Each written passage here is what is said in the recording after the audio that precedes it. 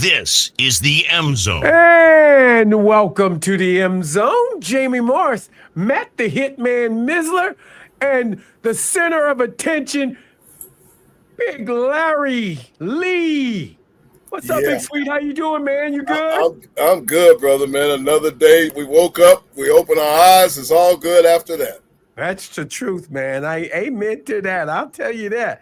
Hey, we took some bumps on the chin yesterday because we talking rivalry games and talking about different things, Big Ten, SEC, different, and the SEC is having their media day activities. Yeah. Wow, this week. Why are they having it so early, Miz? What is going on with that? I don't get that. As far as what, having the media day. Media, they have a media day like in July. I mean, January. Well, July, yes. Well, I think they usually had it around this time. Really? I was going to say, I think it's usually end of July. When's the Big Ten? Big Ten media days, I think, are next week, I think. So Vegas is next week? I believe so, yeah. Let's see, Big Ten media day, July 22nd through the 24th. So next Tuesday, Wednesday, and Thursday. Okay. Obviously the full attention for us would be on Thursday because that's when Michigan meets. Big Sweet, I know you're curious. When does your alma mater meet? Well, folks, circle the calendar on the 24th because that is Michigan and UCLA day right there. Wow.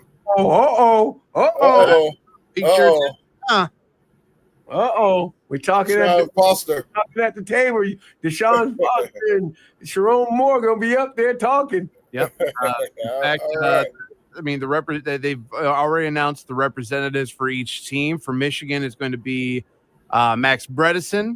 That's a good captain. Yep. Good guy. Ernest Hausman. That's a good one. He's working out. He's been putting that work. Yep. And then Derek Moore, edge rusher. Nice. That's good. That's a good three. That's a good three right there. And then for you, Big Sweet, I know you want to know. So for UCLA, it's being represented, obviously, of course, by the head coaches as well. But offensive lineman Garrett Giorgio.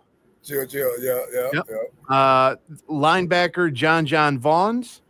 Okay. And the newest acquisition of the UCLA Bruins, former Tennessee quarterback, now Bruin. Why? Nico Iamaleava. Why would you bring that kid?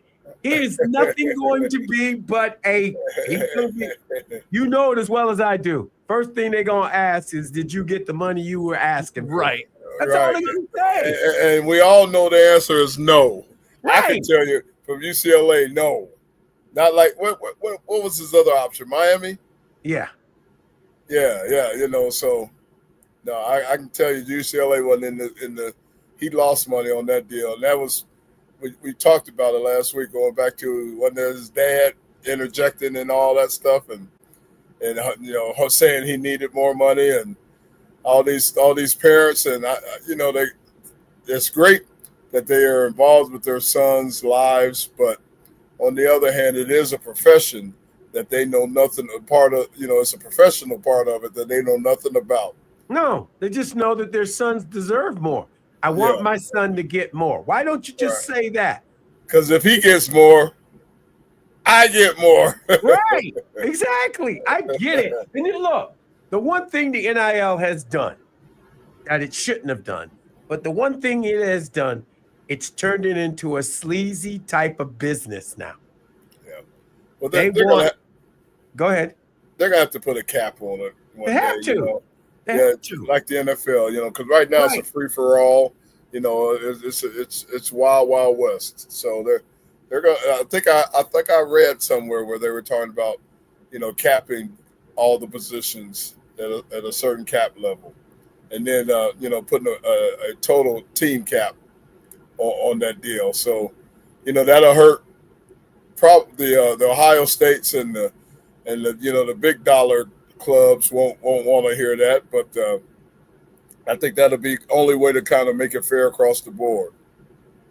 No, you're right. I mean, look, I'm going to say this again. I don't mind a kid going out making money on his name, image, and likeness. Right. He should be able to do that, okay? Yes. But when it comes down to this whole NIL wasn't to make millions, you know. It was a couple $1,000 you could put in your pocket, help out your family, different things like that. This wasn't supposed to be life changing, not life changing. I mean, you know it as well as I do, Big Sweet. This is life changing now. Some of these young men have life changing moments in their lives now that they've got to live up to. Think about the pressure that these kids have got to live up to. I get it. Look, I'm from a family of 6. And yes, we went without on some things, but not all the time. Okay, my parents made it work. But what I'm saying to you is now the pressure is on these kids, and they're trying to make it all work. Yep. And it's just, you buy your mom and dad a house, you do this, you're doing this, you're doing that. And if they giving it to you, you can afford it, right? But if you don't do it on the field, I agree. Well,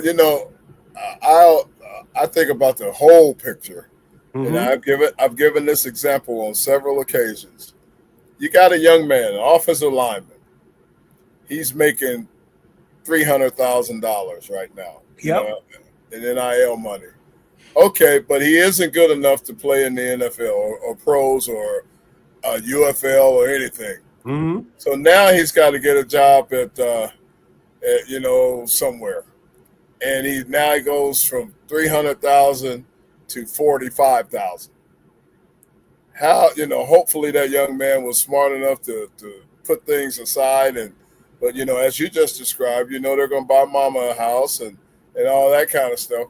What happens after that player that isn't good enough to play professionally?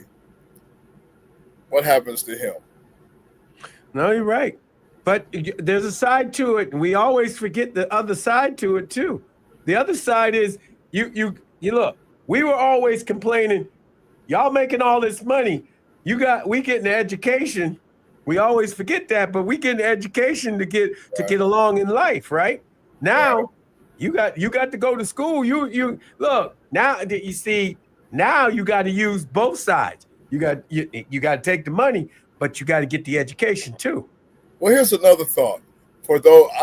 I've been away from the college game for a while, so when a guy goes from Ohio State to Nebraska, and he goes there, because Nebraska offered him some more money, that kind of thing. Yeah. Now, does he still have to withhold the academic standards, or is he now just a pro athlete and he don't have to go to class and he don't have to maintain a C average to stay eligible? They have to sign documents.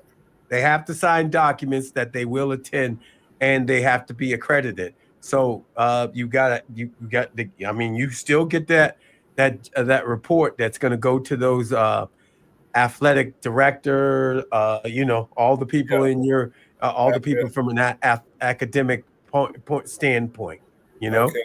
You're right. As long as you stay up to date, and long as you are up on credits, and as long as you are in good standings, as they call it, that means you're making the grade. Right. You will receive your paycheck. Okay, I got you. I wondered if they were tied into each other, and they are. They're tied. Does the academic standards even matter anymore? Yes. Okay. Right now they do. They do right now. I'm going to say that. But everything I've already seen that they agreed to this clearinghouse. Yeah. They've already turned some of the NIL deals down. Okay. This clearinghouse was, they've turned this NIL deal. They've done some players that have come in and said, this is my NIL deal, and here's what we're planning on making and everything. Again, I go back to, it's not how much the job is worth. It's how much that business is paying you, how much they think they pay you, right? That you could sell that product. You know what I'm saying? Right. It's not, you can't. They're getting it backwards. That's what they're doing. They're getting it backwards. Well, I mean, look at the top earners in Yeah. NIL. You know, like the Sanders boys and you know, Yep. different. Man, I mean, they're riding around in Rolls Royces and Bentleys, and you think Marcus Hunter's house was a palace. Yeah. You know, and the whole nine. And I'm not hating. I'm not hating. He should. I hope he saved some of that money. I hope they saved some of that money. Wait a minute. One of the Sanders boys went. He went bankrupt already. Yeah. He money dried up. Oh wow. And they used him as an example. I mean, Dion said, "Look what he did." I missed that one. So I mean, look, it happens. I'm gonna say that it happens. Yeah. Wow, it's a different day and time, man. You know, and so I've thought of this. So I will see what your point of view is. So now with NIL the way it is, you're at Michigan. You're that star at Michigan. You were. Mm-hmm. What do you think you were worth? What do you think you'd have got? Oof. You know what? I ain't trying to be modest or anything like that. I was just happy to be in college. You know what I'm saying? I was happy. Well, all right, we know that. We know. I know. Okay, come on. Okay. Okay. I'm gonna say I don't want to brag or nothing, but I can at least get a meal. You know what I'm saying? Right. Yeah. And I thought about that too. I said, man, I was a 4-year starter. Right. I said, by my senior year, man, I'd have been worth a meal. You know. Right. Yeah. That's what I thought. You pay me that meals that 1 year, that last year, those last 2 years. Yeah. Maybe. Yeah. I was all Pac-10. You know, the whole thing. So. First team and second team All-American. I wonder what the market was back then. What would have been for that? Right. I mean, that would have been cool. We gotta have an agent on and have give us some insight on those numbers. Oh, I can get one of those. Me too. Yeah, I got one waiting. Who all he's waiting on is a call from one of the top NFL agents, and so we just Now I guess you'd want a college agent, not necessarily. No, you want the guy that's on. He's on the at the college level, because obviously he doesn't have to deal with GMs or anybody like that. He's dealing with. I mean, you want to call him a GM, but you dealing with coaches. You're dealing with guys that were coaches or what do you call it? What do you call those guys? So you call them director of operations and different things like that. Assistant ADs. Oh yeah, sports information director. Yeah, you got those guys because they. I mean, really, they're trying to bring in guys. I mean, there are some colleges that are bringing in former football players. Are they equipped? Are they equipped to handle that? It's kind of like the same adage I had when I went into the front office. Mm-hmm. I as a former player, I just thought I knew it all. Right. And well, man, we know what goes on behind the scene as a former. But no, there is a business to it, and you have to learn it. So, I bet the ones like our good buddy Ron Rivera. Right. Ron is the GM out of California, out of Cal now. Right. So. We should have it. We'll get Ron on. We should get Ron on because you know what? I read about what Ron was trying to do. There are a lot of GMs that are trying to run it, and I think this is wrong. I personally think this is wrong. They all say we're trying to run it like the NFL. You can't run this like the NFL. No. You can't run this like the NFL. This has nothing to do with the NFL. You're trying, I get that, and you're looking at it. It may look the part, but it's really has nothing to do with it. You're still dealing with young men with minds that have not really fully developed. You know what I'm saying? True. And you've got to. It's all. I don't want to. But even at the NFL is very similar. Yeah. When those guys first become rookies and all that, get drafted and all that. They're still wet behind the ears, and they got guys that speak for them. Yeah. That's what I'm saying. They got guys They got 3 to 4 guys that speak for them, that know everything about what goes on in the business of the NFL. This is not a business. This is not a business. This is, you're dealing with an institution of learning that they've got to turn their sights on. Everybody's learning in this. That's what I'm saying, Big Sweet. That's another great point. That's another great point, because I've seen and I've talked to a few of my good buddy athletic directors and everything, right? Who are, well, we saw a little bit of that when we had Ty Wheatley on. Yeah, remember he was saying that they're still learning how to work with people that don't know athletics, right? That are in control of the rules and regulations and the whole thing, but they don't understand athletes and athletics, and so that's a battle. Tyrone mentioned that on our show, at the golf tournament. Yeah, exactly. So I mean, is there going to be some blips? Yes, there are, because these institutions of higher education aren't ready for real world situations. Yeah. I mean, think colleges are trying to, they think worldviews. You know what I'm saying? They got higher views. They don't like to boil it down to the object. This is boiling it down to it. It's about the money, right? It's about the dollars. That's what we're talking about. We're talking about the dollars. That's what we're talking about. Well, I know another trend that's starting to happen. My good buddy, my top buddy, Kevin Colbert, ex-Steelers general manager. Right. He's advising Colorado State right now as to, their money and their deal, and acting as an interim general manager there. Right. I get it. He's helping out. He's helping out. So, that's kind of interesting. So I guess you got to have someone that kind of understands how it all intertwines. But on the other hand, it is a whole new arena. A whole new arena. That's why I say to everybody, I mean, look, I get it, but you better have your stuff together, because kids are going to come in with their representation now, because and the rules of the game. There are no rules of the game yet.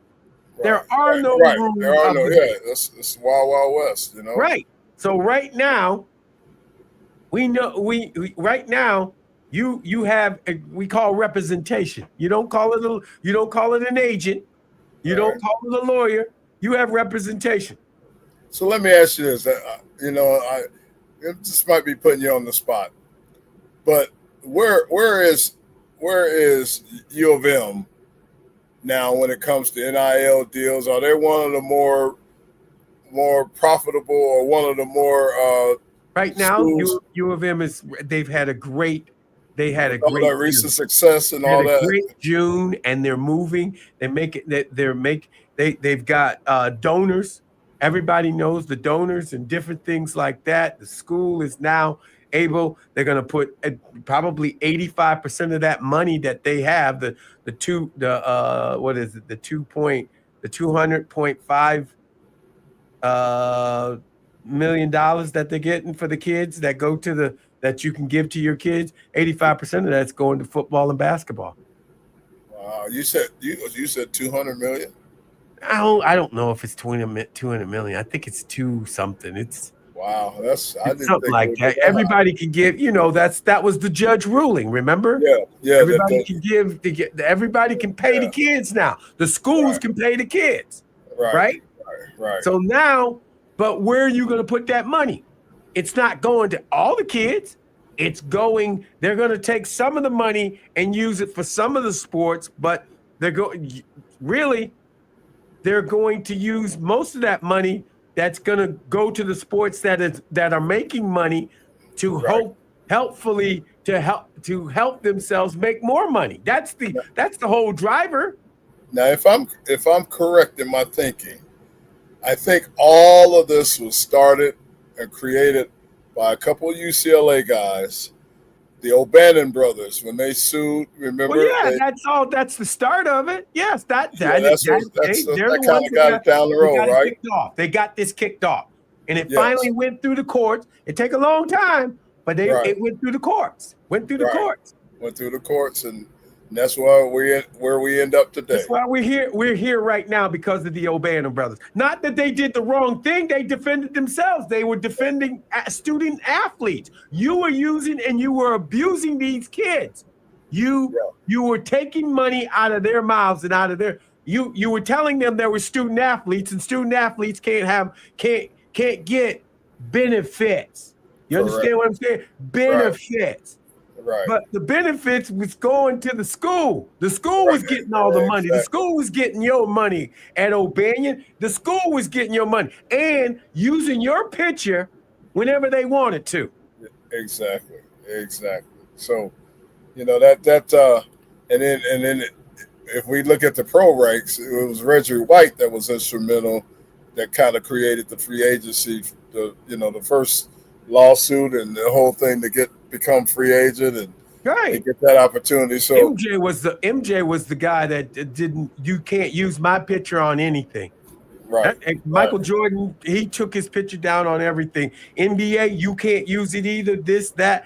I use my image. Nobody else uses my image unless you pay for it. Exactly. And he was right. He was 100% correct in doing that. Look at how much money he made. I know. He was an innovator as well. I remember watching that documentary. It was his mom who told Nike, look, you can sign them and everything, but we don't want, all the money right now. We want a percentage of the sale of the shoes. And I said, go ahead, Mom. That was unheard of. That was unheard of. A percentage of shoe. Every shoe that we sell, we want a percentage of that. Exactly. Mom was on the case, man. I don't know if you went and got a pair of Air Jordans, but I did. When them Jordans came out, I had me a pair. Yeah, the pair. Well, $200. Chuck Taylor, old Chuck Taylor Converses. Oh my God! A guy with the rubber bottom, man. That Chuck Taylor, man. What were they called? Chuck Taylor All Stars. Yeah, that's what they were. And it was a rare occasion that I got those because my dad, I never forget, man. It's time to get some new shoes, and Dad, I want some Converses. How much them Converses cost? I don't know, about $12, $15. $15 for some gym shoes? Man, I was red ball jets, or what were they called? Red ball jets, you could get A&P. You get them at the A&P. I was red ball jets, boy. And there was a store in my hometown called Gold Circle. They went on sale like once a year for like $7 to $8. That's when I could get my Converses, man. That's funny. That is so funny. Oh yeah, Bob Lee, my dad. Rest in peace, Bob Lee.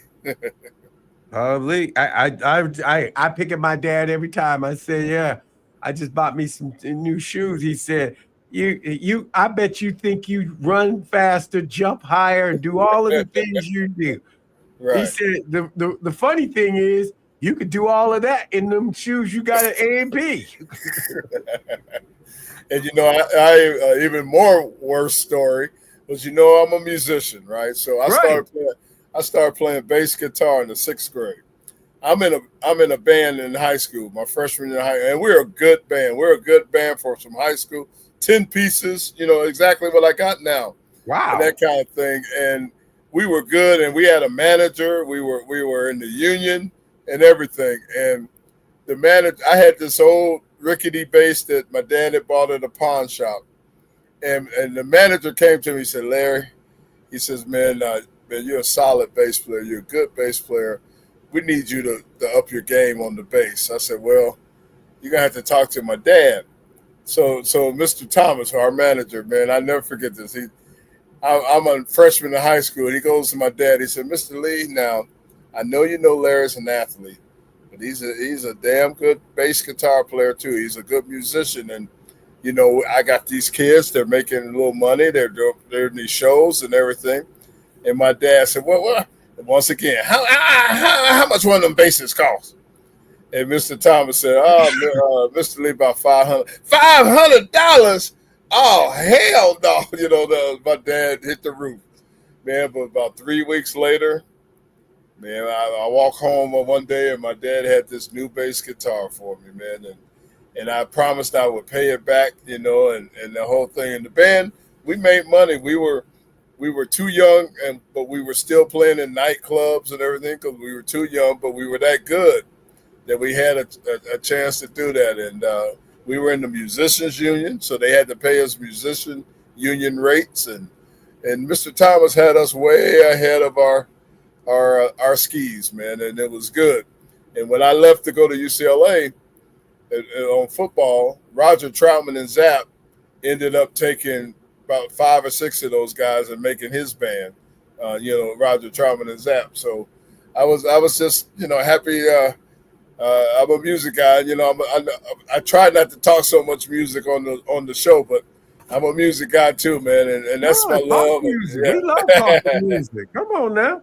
All right, well, go ahead. No, go ahead. I was gonna say, man, well, I started doing 2 things in 6th grade: football and bass guitar, and those 2 things have made a pretty good life for me, man. So the band is still kicking. I've had a band 23 years now. We've been out with everybody: Chaka Khan, George Clinton, Morris Day and the Times, Sheila E., all of them. We got some news to announce pretty soon. When I'll let you announce it when we announce the other news about the Pro Football Hall of Fame. And man, so good things are happening, man. I'm just gonna let you know. Thursday is the start of Art Fair in Ann Arbor. Okay, all right, yeah. We've never done Ann Arbor Fair. I've done every other one: Plymouth, Belleville. I'm doing all that this summer too. I'm doing Plymouth August 1st, right? The next day after I get back from Canton, the 31st. Yeah. See, there you go. We gotta get you into there. Yeah, into man. The art fair. Yeah, I love to do it, man. So, but yeah, man, that's my love. Football and music have made a great life for me, man. So, thank you, good Lord in heaven. Well, everybody needs a time to break away. You know what I'm saying? A time to go get. I mean, playing sports, and that's great and everything, but you need something that's going to relax you too. That's your go-to. The things that you did. I mean, I used to listen to music all the time. I mean, for me, it was always going back to my music and listening to that. Absolutely. Well, I grew up. Well, I don't know if you know the history of Dayton, Ohio, and the music out of Dayton, Ohio. Oh, you gonna tell us the history of Dayton, Ohio? Let's do it. Let's talk about Dayton, Ohio. And the bands that came out of Dayton, Ohio. Roger Troutman and Zapp, Slave, Ohio Players, Lakeside. So I probably should say some of their hits so people will know them in case they don't know the name. Like, okay, Lakeside, come along and ride on a fantastic voyage, right? Then you got Heat Wave, we're riding on a groove line tonight. Okay, then you got Slave, slide, slide. Roger Troutman is out. Zapp, more bounce to the ounce. I got that one. Okay, more bounce to the ounce. Roger Troutman is out. Phaso, riding high. All that was a 8-block radius in Dayton, Ohio. And so when you grew up in Dayton, Ohio, if you did sports, if you wanted to be an architect, if you wanted to be something, you played a musical instrument. That was just the sign of the Ohio Players made it big. So we all wanted to be like the Ohio Players, man. So we all started getting instruments for Christmas and everything. And for the 8 bands that Ohio Players, not the one out of Columbus, but the ones from Dayton inspired y'all. Yeah, man. I was in a band called Soul Explosion in high school. And when I left to go play football at UCLA, Roger Troutman of Roger Troutman and Zapp fame came and took, several members of our band and made them a part or made them his band. So I went on, like there's my protege is a guy named Bart Thomas, still playing bass for Roger Troutman and Zapp. When I taught him somewhat how to play the bass, how to tune the bass and everything, I go to UCLA and then that hit record, More Bounce to the Ounce comes out, and Bart's playing on the hit record. I was like, man, I was just gone 3 months and now he's playing on a hit record, so so anybody out of Dayton, Ohio, know the funk history and funk music, and thanks for allowing me to get a little plug in on my hometown. Well, we don't hate all of Ohio State, just that Columbus place. Nobody. It's that toilet seat that's down south. It's just the cap. I tell you, I got a couple of boys ready to come on and have some friendly conversation with them. Well, we gonna have friendly conversations with them. I'm friends with everybody. You know me. I love everybody. Mayor Van Me Arbor. too. I love everybody. I want everybody to make it. What about the Miz? Miz, I know he's diehard, man. He's diehard. See, that's where you look. It's right now. You got us at the right season. We're in. Hey, you're in chill mode right now. Exactly. Right? We're not go glue and all of that right now. We chill mode. Yeah, we're chilling like mud chilling, like villains and everything in between. It's not our fault if Ohio State fans let us live rent free in their brains. It's just rent free, baby. That's all. Well, I got a couple of Buckeyes ready to come on and just have some fun with us one day. And that's the key. We just want to have fun. All right. And one of them knocked you out one day, and he said, "Man, tell Jamie I say hello."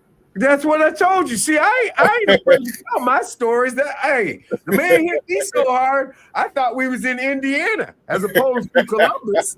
I'm not lying to you. The man hit me so hard, I'll never forget that. But see, I did something a lot of people can't say that they did. I lived that dream. I dreamt that dream, and I wanted to be a part of that rivalry. And I got the opportunity and I lived it. That's the cool thing. That's the coolest thing. That is, man. It's it is a great rivalry. And I agree wholeheartedly. It's number one. Yeah, it is a great rivalry. And, I lived that thing. And so I'm not as pro Ohio State as everybody would think, because the story is I grew up in Dayton, Ohio. Woody Hayes wanted me awfully bad, and I didn't go to Ohio State. So y'all can pat me on the back for that. Yeah, Woody Hayes don't like you either. Woody Hayes didn't like you either. No, he did. He let me have it. He let me have it. I went there. I don't know if you remember this game. It had to be we're going way back, 1977. Right. Ohio State, Michigan. Right. Michigan beats Ohio State 22-0 in the Horseshoe in Columbus. I remember that. So they had a room full of recruits. It was about maybe 30 recruits. Mm-hmm. So we all gather in this room after the game, waiting on Woody Hayes. So Woody Hayes walks in and he says, "Obviously, I'm not in the best of moods right now." He says, "So I'm just going to cut to the chase. Larry Lee and Todd Bell, you're the only two I really want. The rest of you are free to leave." Wow. And I was like, oh my God. What a way to call, he called us out. You stuck out in the room, didn't you? Yeah, man, it was funny, man. So all these recruits are leaving, and me and Todd Bell, my homeboy, who eventually went there, Todd Bell, played with the Bears and all that. Yeah. He said, "Obviously, I'm not in the best of moods." He said, "So I'm just going to be blunt. Todd Bell and Larry Lee, you're the only two out of this group I want.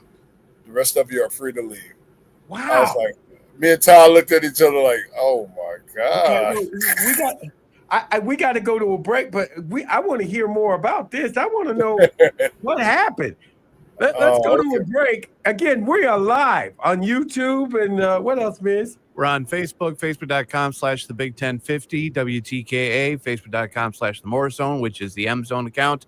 On YouTube at the Big 1050, and we're also streaming on Instagram at 1050 WTK, so you can watch us on multiple platforms today. You're listening to the M Zone on the Big 1050.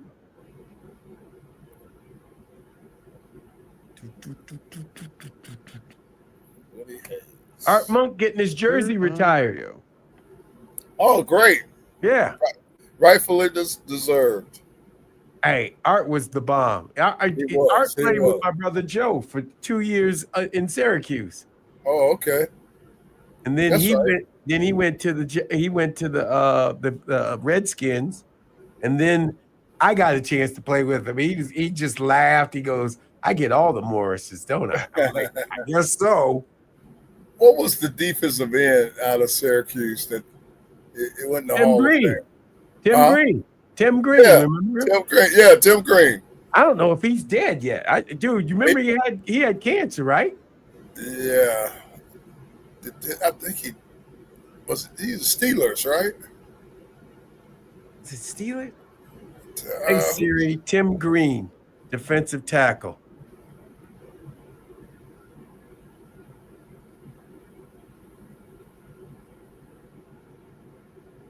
Timothy Green.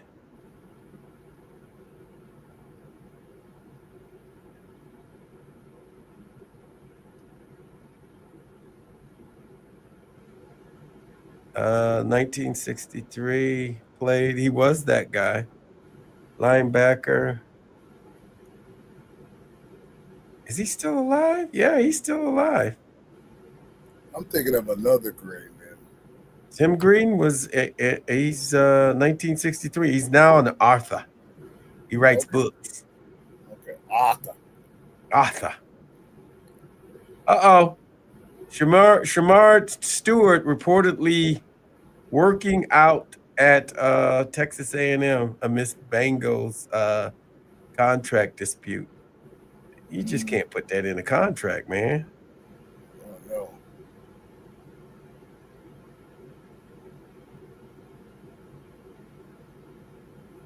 Most training camps start this week? Next week? Yeah, they start out this week. Yeah. End of this week. The rookies are going in now.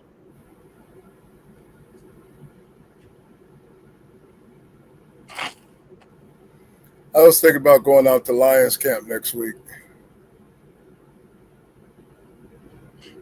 Say hello there. I used to go out once or twice a training camp, go hang out with Lomas, and so I might do that next week, especially since we'll they're going to be over there in Canton. Mm-hmm.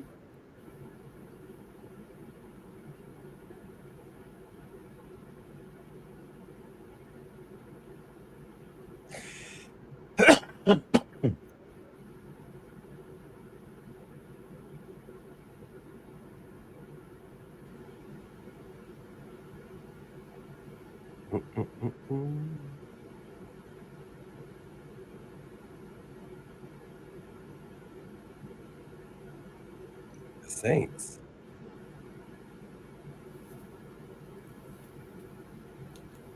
Tennessee Titans at number 31. Number 30 are the Giants. You know, everybody wants they don't want Russell Wilson. Not the Giant fans wants to see that dark kid. Oh yeah. I can see that.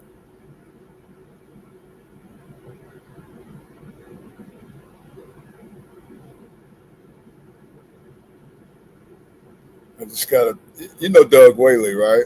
Mm-hmm. Yeah, Doug.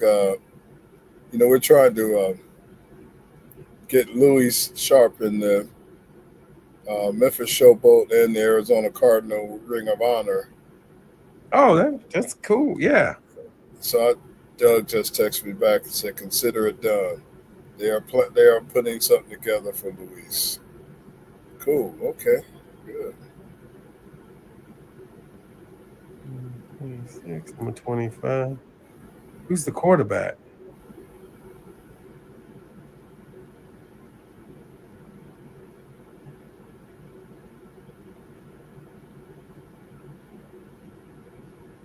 That kid's got to get healthy. Richardson is about to lose his job because he can't pray. The quarterback at Indy. Mm-hmm.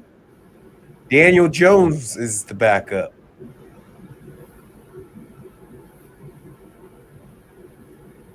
I forgot Doug Peterson got let go. Yeah, he got let go. There's a very interesting story about that. I'll tell you one day. I can't say it on the air, but very, very interesting deal about the Jaguars. All right, guys, we're coming back from break.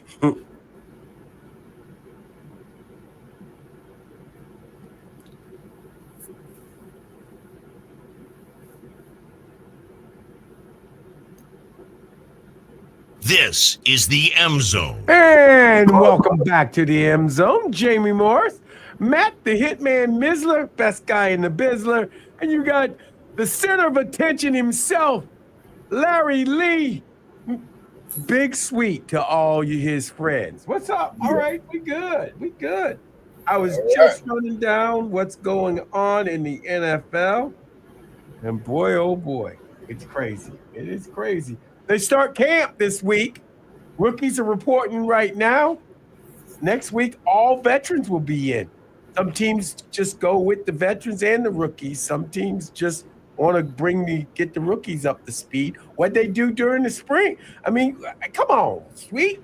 You know, yeah. I mean, they should have these players already ready to go, right? Man, the difference nowadays between our days. We used to have an off season. Yeah. These guys don't have an off season. Remember when the season was over, all you had to worry about was maybe March, getting ready to go to mini camp. Yeah. For a few days. You don't have to be in tip-top shape, but enough shape to let them know you're still alive, working out. But nowadays, it's a year-round commitment, man. These guys, they might get 2 weeks off. Especially if you go deep into the playoffs, et cetera, you're playing all that extra time. Mm-hmm. But, that was the beauty of our day, man. We at least got some kind of off season, We did. Yeah. And but nowadays, it's year round. And it has to be because the competitive spirit and the nature of these athletes are so awesome nowadays that, you got to get some kind of edge somewhere. No, you do. And look, the thing about football is nowadays they want it 24/7. Everybody, it's a cycle. It just keeps rolling. I mean, when there's an off season, the NFL does not want to say off season. We're they want to keep it going. Like there's always something going on in all these leagues, in all the professional leagues. Think about it. Yeah. I mean, that's what they're talking about. They want to own, again, you're looking at the NFL that wants to own June through February now. I mean, it used to be. You know what? They do. July. But now they want to own February too. Man, when you really think about it, I've seen it from both sides of the fence. One as a player, but then as an executive in the front office. It used to be a time, man, we went down to the combine. It was called Nap Town. Man, there was you could go down to combine and go eat a good steak, walk all around. And now there's so much media coverage, everything. The combine is fully covered. The draft is crazy. Thousands of folks. Free agency is wild. Everything is a coverage now. It's really amazing when you go to the combine now compared to when it first kind of kicked off down there. I mean, you didn't run into anybody anywhere that wasn't with a team.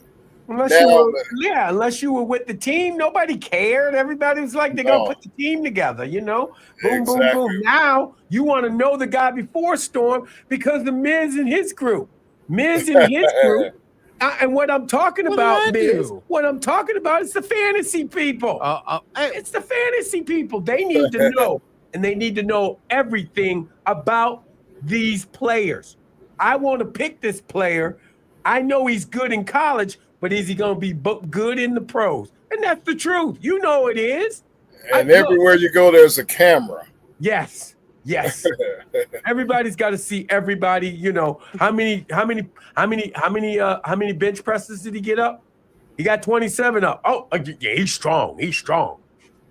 How high did he jump? How high did he jump? He got 48 inches. Okay, all right. I got that. Listen, there's only one thing I know in my years of doing fantasy football, Jamie, is that I will no longer be taking Kyle Pitts as my tight end in any time soon. Okay, that's all I'm going to say.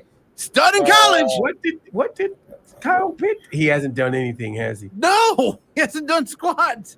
But then again, he also didn't have much quarterback play either since he's been in Atlanta. He was all world in college. Oh yeah, he was a stud. If he's an all world in college, he should be all world in the pros. You would think. Yeah. I mean, I'm gonna say this: I don't have anything against Kirk Cousins right now, but when I'm gonna say this, I watched that quarterback documentary, not documentary, but that the Mannings do. Yeah. And I watched that on Netflix. Kirk Cousins came out and had some good games, but when he got hit by Cam Cameron, what's his name? Cam Jordan. Cam Jordan. When he got hit by Cam Jordan, he hurt his elbow and his shoulder, and he was done for the year. He couldn't get that ball down the field. That's why he was throwing interceptions. He got hurt. And nobody gave him the benefit of the doubt. And he did say, I didn't want to tell them that I sustained an injury because, you know, they'll take you out and he'd get Wally pipped. He would get Wally pipped. You know, now that I think about it, when you say that, Miz, what about over the years, some of the biggest busts from the NFL draft? You know, from college that just didn't pan out in the pros. You know, and then there's probably several places we can go. There are a lot. No. There's only one real bad one because he was drafted number one. I'll see what you're gonna say. The kid from LSU. Oh God, yeah. The quarterback Russell. from LSU. Russ. Yes. Big Russ. And he ate himself out of position. I mean, he went to the Raiders, didn't he? Yeah, went to the Raiders and got too big. I got another one. Who? How about your boy at Michigan State, the big old offensive tackle? Well, that's steroids. I'm talking about all natural. I'm talking about no. Russell was all natural. He just ate too much. He just ate too much. Yeah. That young man that from Michigan State, he was pill popping like he could. Yeah. As a tradition of Benny Slansing. And it's the other NFL guys. Wait a minute. He did redeem himself. He came. He admitted it. He went through it, and then he did play offensive line for another 8 years. Something like that. Something like that. Yeah. What was his name? Hitman, something like that. What was his name? I can't think of it. Good guy. He used to call himself the Incredible Hulk. He wanted to fight Mike Tyson. Remember? I knocked Mike Tyson out. That's what he said. Like you're gonna get knocked out. Oh man, Russell was probably maybe he's in the top 2 or 3 of the all-time busts. What about the other quarterback? Went to the Colts. That back in the day, and he was all world in college, but when he got to the Colts, that's the kid from Ohio State. Oh, Schlichter. Yeah, that was Schlichter. You're talking about Art Schlichter. Yeah, Art Schlichter. Yeah, Art. Yeah, that's Art Schlichter. By the way, Jamie, you're looking for Tony Mandarich. Tony Mandarich. There you go. That's his name, Tony Mandarich. Tony Mandarich. Yeah, the Incredible Hulk. Nobody likes to say his name in East Lansing anymore, but I mean, he's the pride and joy of East Lansing at one time. There are a lot of names I don't think people at Michigan State want to mention anytime soon, probably. But that's We had one in Detroit that it didn't end up so good. Interesting. Wide receiver. Remember the wide receiver from what was his name, man? Charles Rogers. Charles Rogers. Charles I Rogers. am Charles Rogers.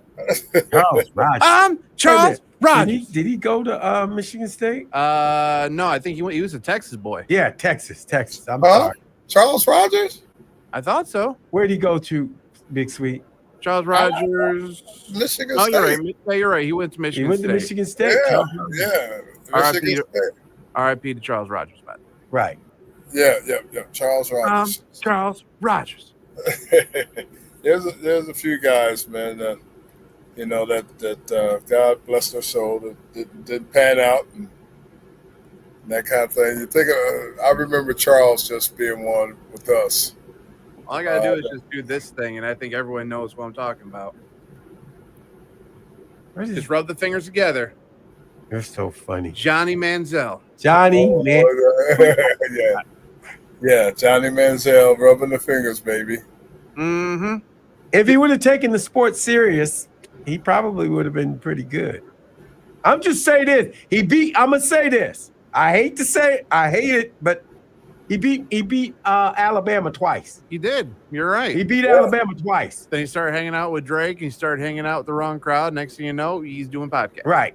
Yeah. I'm just saying, but he did beat Nick Saban twice. Mm-hmm. He was in that tough period, that transition period when, everyone thought the quarterbacks had to be big, tall guys. Right. Yeah. He was one of the first smaller guys, shorter guys that people weren't, scouts weren't really sure how to grade him, and because of the size, and he kind of opened the door for the Russell Wilsons and the guys of the world, the smaller guys.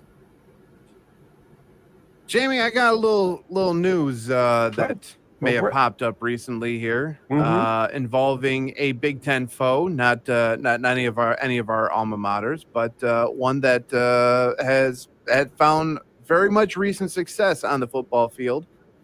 That'd be the University of Indiana. Yeah. I don't know if you guys have heard this news or not, and how the validity of it is, but Indiana was scheduled to have a home-and-home series with an opponent. I won't say the level of opponent out of the ACC. Well, they have since canceled. They have since backed out of said home-and-home series with this opponent, and now we're going to pay that opponent $500,000 to not play them in the 27 and 28 season. Okay. That's not a lot of money. I've seen Michigan not play teams and give them millions of dollars. No, I get it. It's a lot of money to me personally. Right. That's a lot of money. So they must have another opponent that is going to pay. Yeah. Enough they got somebody they're going to play. They're going to pay and overcome that $500,000 deficit. Right. We've also they've actually found the replacements for those two games. By the way, they will be playing the very highly touted and looked at Kennesaw State Owls in 2027, and in 2028, the even more fearsome Governors of Austin P University in 2028. Indiana has also backed out of another prominent ACC opponent that they were supposed to play last season, but then replaced them against Kennesaw State as well. By the way, if you're wondering, the opponents that were dropped by the Indiana Hoosiers, they are Louisville for 2024. Okay. And the home and home, the Virginia Cavaliers. Oh my God. Really? So that sounds like Indiana does not want the smoke anymore. Maybe they just realize they're going to that the SEC kind of schedule. Yeah, very much so. Get some cupcakes and then they pile victories and their record looks a lot better. 8-1 is it doesn't matter if the 8-1 were Kennesaw State or Podunk University or whatever, but they're 8-1. Right. See, I did see the graph, the list of their future non-cons in the next like 5 years or so. Let me see if I can find that one, because it's to say it's soft may be an understatement. Here is what Indiana has scheduled for the non-con in football for 2025 until 2029. This season, the Hoosiers will play the likes of Kennesaw State, as I mentioned. Watch out for the Monarchs of Old Dominion. Wow. And the Sycamores of Indiana State. Oh, my God. In 2026, the opponents get a little tougher. Watch out for the Hilltoppers of Western Kentucky and the Rams of Colorado State. In 2027, they get another rematch with the Owls of Kennesaw State, and they get another return match, a rivalry game against the Sycamores of Indiana State before they finish their non-con with the Minutemen of UMass. In 2028, I mentioned they play the Governors of Austin P. Right. To my friend Kyle down there, "Let's go P" is their chant. Before they play on a very tough opponent, Eastern Michigan University. Oh, wow. They got Eastern. And 2029, hey, no FCS opponents, but they play 2 out of the MAC in Ball State and Eastern Michigan, and then play the likes of Western Kentucky in 2029. Wow. Mm-hmm. So, needless to say, you can't spell Indiana now without SAWFT, which that spells soft. No. I know. I get it. And they had a tough schedule last year. They had a real. No, they didn't. No. Would you like me to try to refresh your memory on that one, I Jamie? know who they had. They had Michigan and Ohio State. That's what they had. Well, they also had some other opponents in between there. The only interest that I had of all that you just said was that UMass got some of my money because my daughter is a UMass graduate. Amherst, as they say, what they say, Amherst. They don't say Amherst, Amherst. Amherst. By the way, this past year's opponents for Indiana were in the non-con the Panthers of FIU, the 49ers of University of North Carolina at Charlotte. Right. And I don't even know what their mascot. Oh, the Leathernecks of Western Illinois. Yeah, the Leathernecks. I know. The Leathernecks, yeah. I'm familiar with that. Yeah. But hey, go 11-1, man. Yeah. Yeah. Okay. That's what it's about. Exactly. 11-1, no matter how you get there.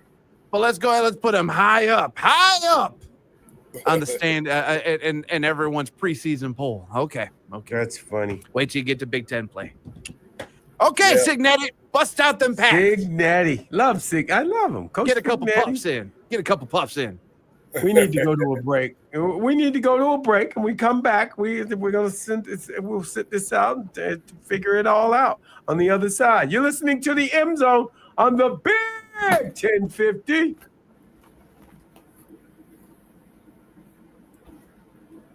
Clear on radio. It dumpster because he got a big butt.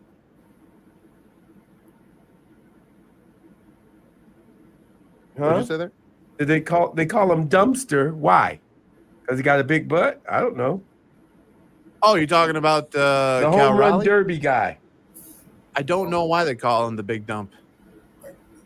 I'll be back. Maybe everyone's been looking at his backside. I have no clue. That's funny. It's so funny. I don't know why they call him dumpster boy.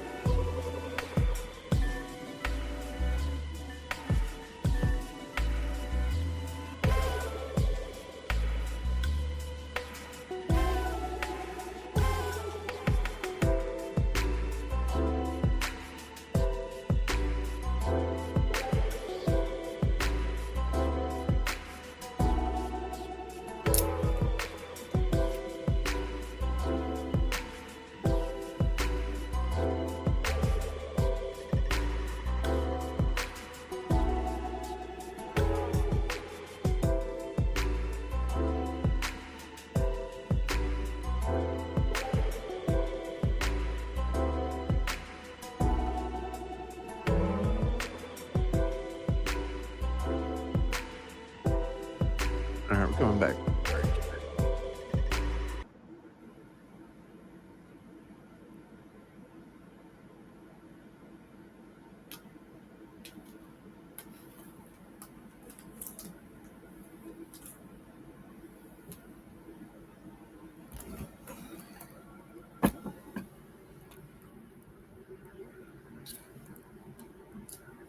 This is the M Zone. And welcome back to the M Zone. Jamie Morris, Matt the Hitman Missler, best guy in the business. Yeah.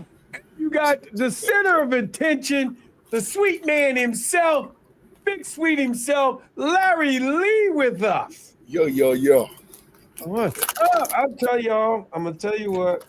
You ever go through one of these LeBron James and Michael Jordan? LeBron James. GOAT. Greatest of all time Yeah. discussions. I get so tired of them. I drop the, Michael Jordan has won all of his championships that he went to. I'm just saying that.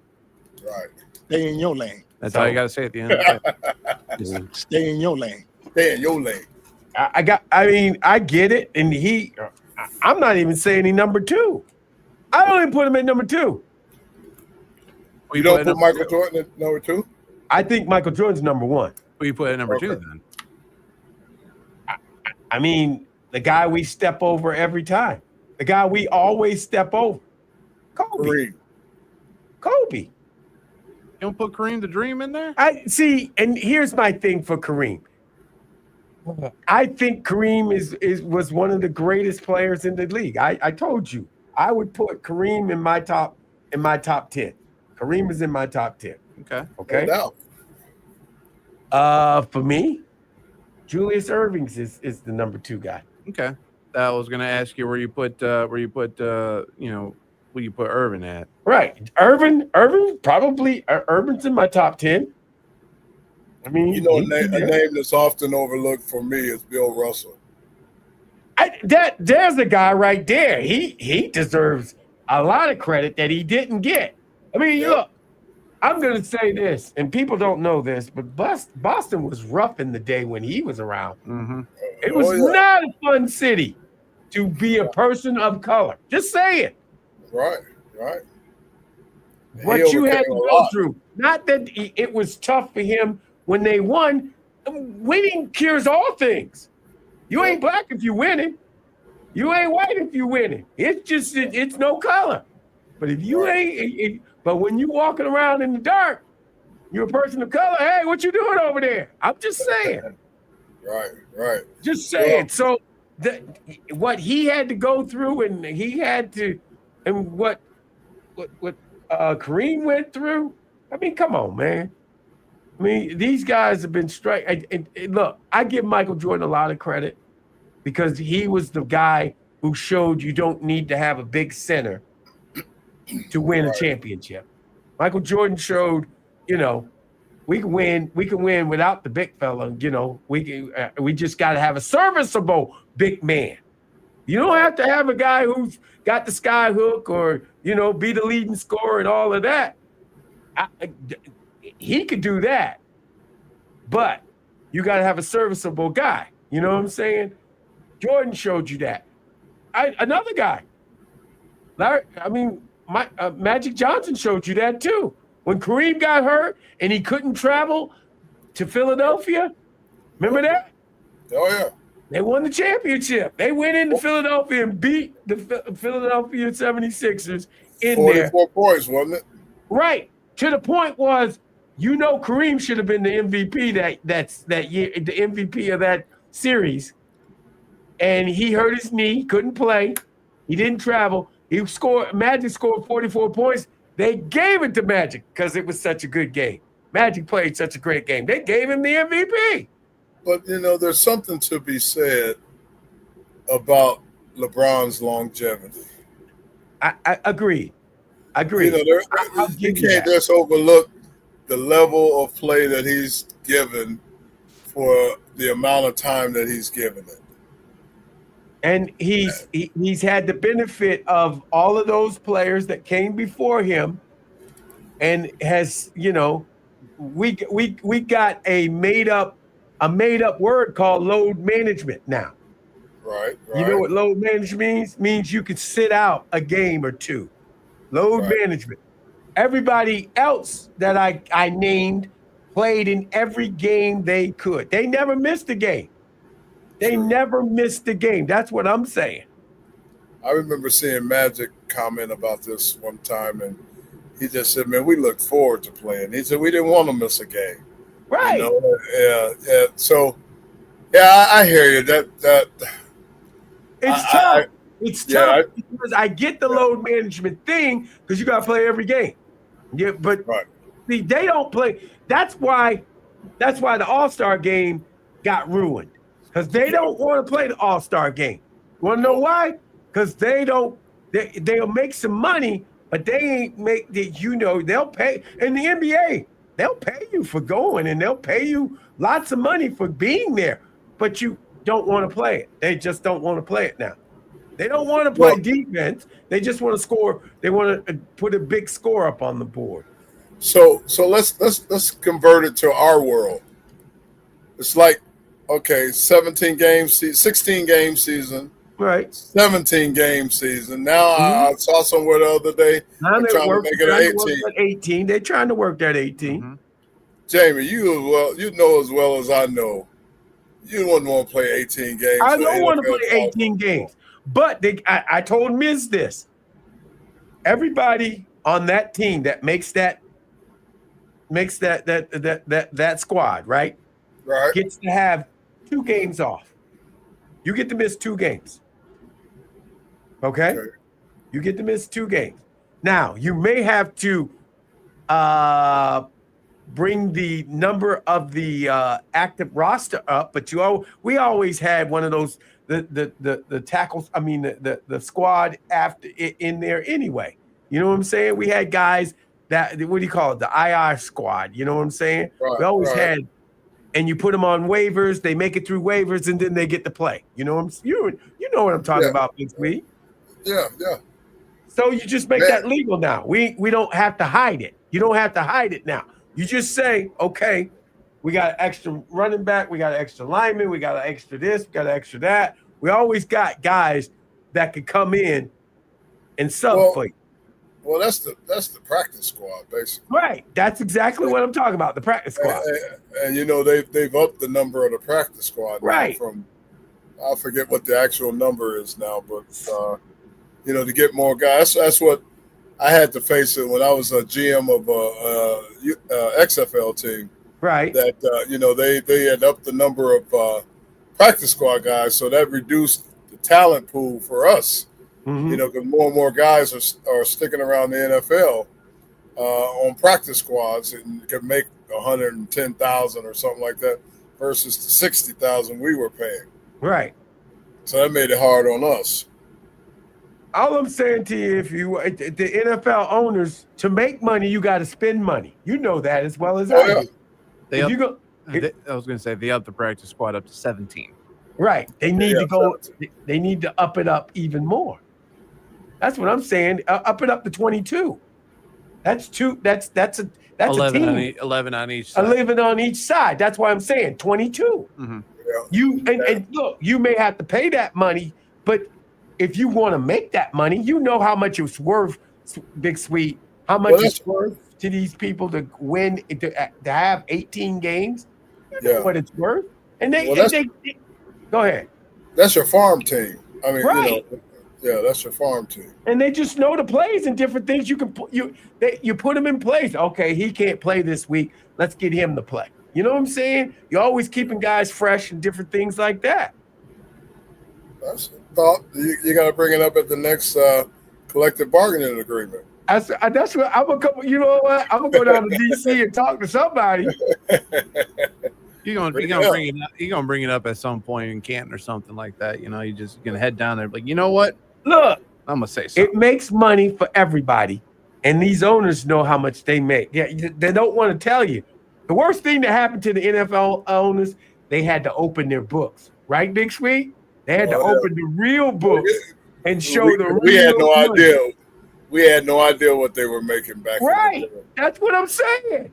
Oh, But man, now everybody's got an idea what they making. What up, we- Koya? we were employees, man. They tell us to jump, we had to say hi hi. Right. Now, if you're a smart owner, your top 3-4 players are your business partners. Right.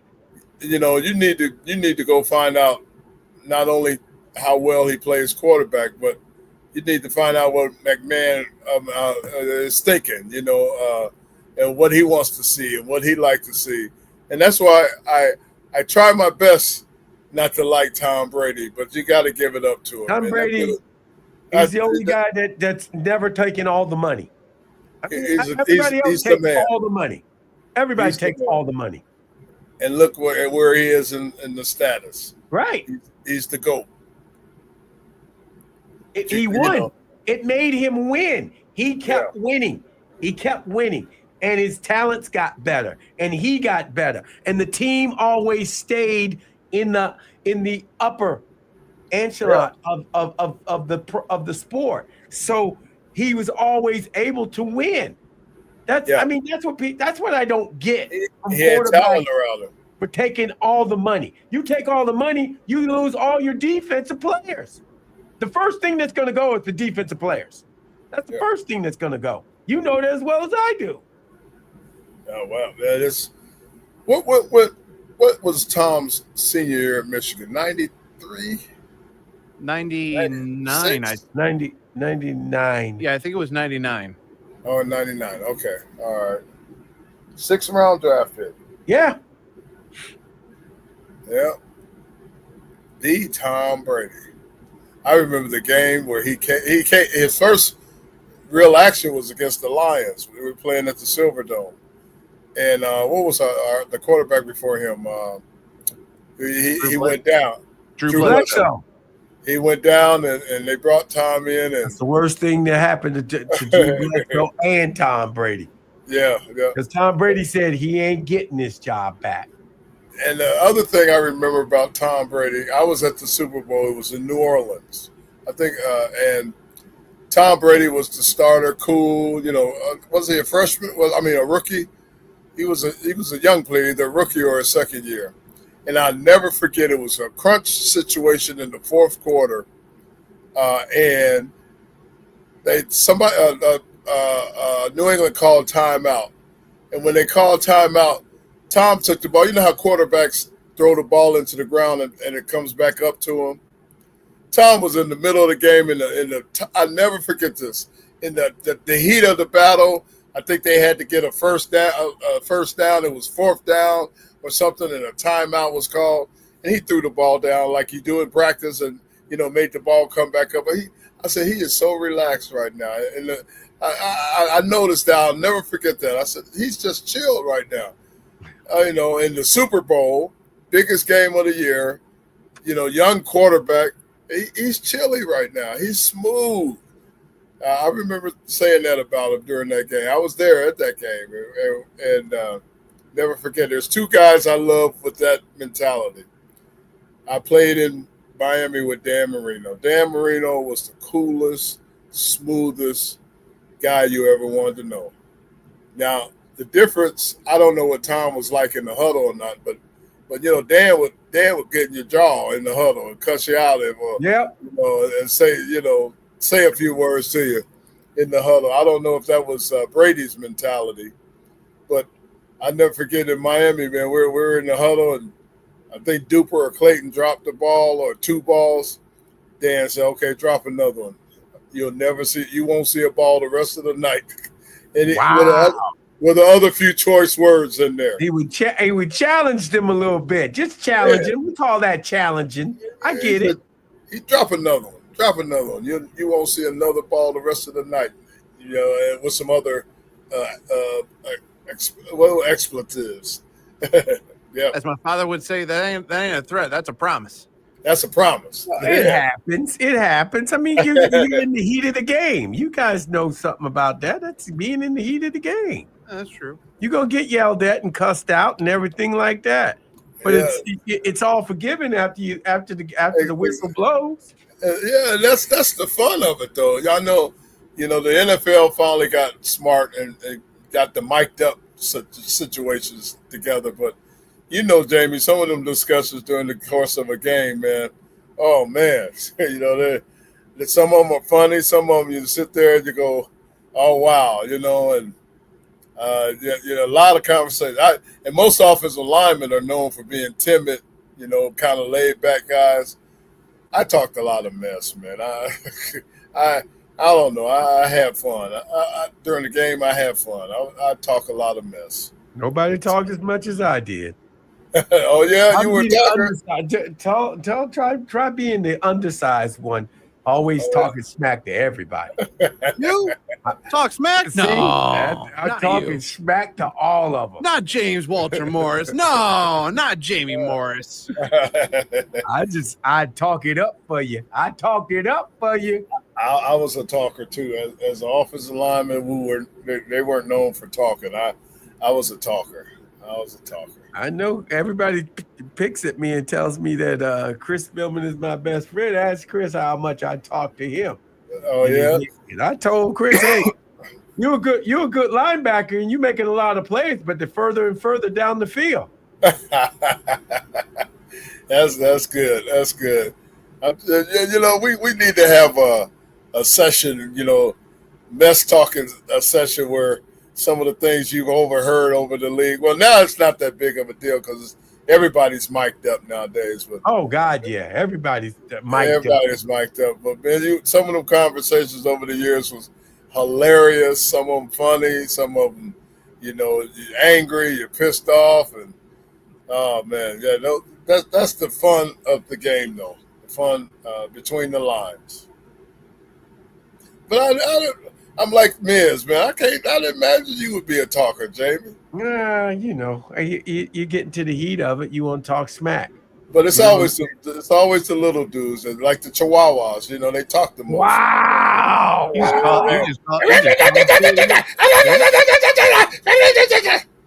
No, I didn't really talk until we start pounding them. That's running the ball. We go, hey, I kept saying, we're gonna come at y'all again. You better watch. Hey, one thing about my coach, we're gonna run this off tackle play until you stop it. Y'all ain't stopped it all day. Marks. I was that kind of guy too, man. We about to come right over here and nothing you can do about it. Exactly. You can't stop it. Y'all can put all 11 over here. You ain't stopped it all day. I'd move over here. That's what I would say. I'd move right on over here.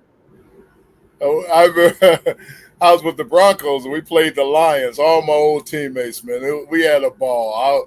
I'm out there. I'm in center, and John Elway's, the quarterback, and so we got a couple third down and long, and even front defense. Jimmy Williams is walking up. Me and Jimmy were very close. A lot of fun during the. And Jimmy's walking up. Here I come, Larry. Here I come. I said, Jimmy, you haven't blitzed in 5 years. You ain't, this is during the game. Here I come, Larry. Here I come. I said, no, Jimmy, get out of here. You haven't blitzed it. But the whole deep Bill Gay and everybody was cracking up, man. Just remember some of them conversations like that. It's hilarious, the talking that goes on during the game. Now, one guy talked noise that, you had to respect him. I'll never forget Joe Klecko. Joe Klecko, man, was a beast. He was a beast. And, man, Joe get to talking to you almost are close to saying, yes, sir, Mr. Klecko. Okay, right, yes, exactly. Yes, sir. And you guys had one, too. What was my man? He didn't get a lot of credit for your defensive line, but Darryl Grant. Darryl Grant. Yeah, he played. Nah, he could ball.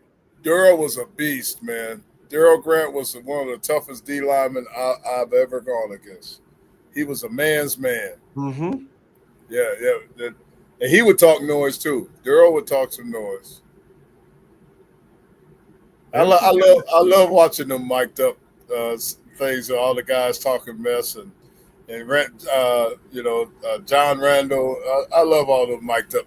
John Randall used to yell and scream all the time, though. Oh, Charlie! Remember against Charlie Batch? Charlie! Right. Charlie's first start. I said, you've seen it all, Charlie, and nothing else they can do to you anymore, man. You've seen it all in one game.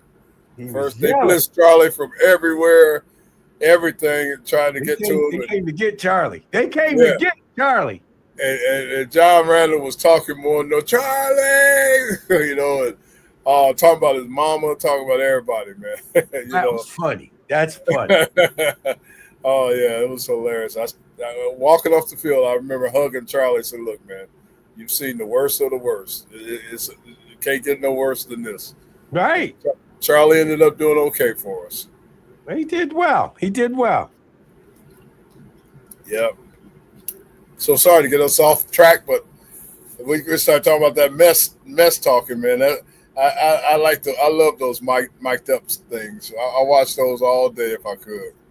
No, I try not to be in the mic. I run from the mic. I'm just in their head. I ain't trying to get into America's head.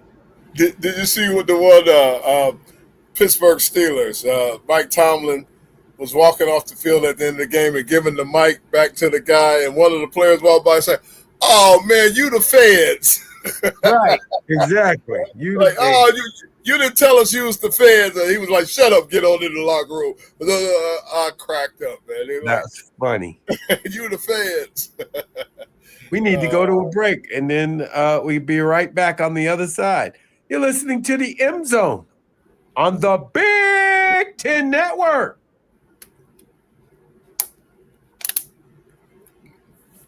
Clear on the radio. You want to talk a little bit about Canton? Yes, when we come back. Okay.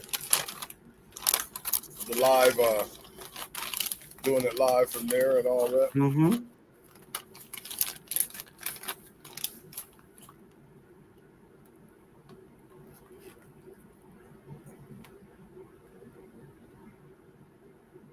I thought he was a big fella. He's not that big of a fella. Who? Scheme. I thought he was a big fella. He's not, towering. Right. I thought he was a big fella. He had that little girl, Libby Dunn. You know what I'm saying? Oh, yeah. I mean, yeah. I'm not saying anything bad about him. I'm just saying. Neither am I. No. He's a big fella.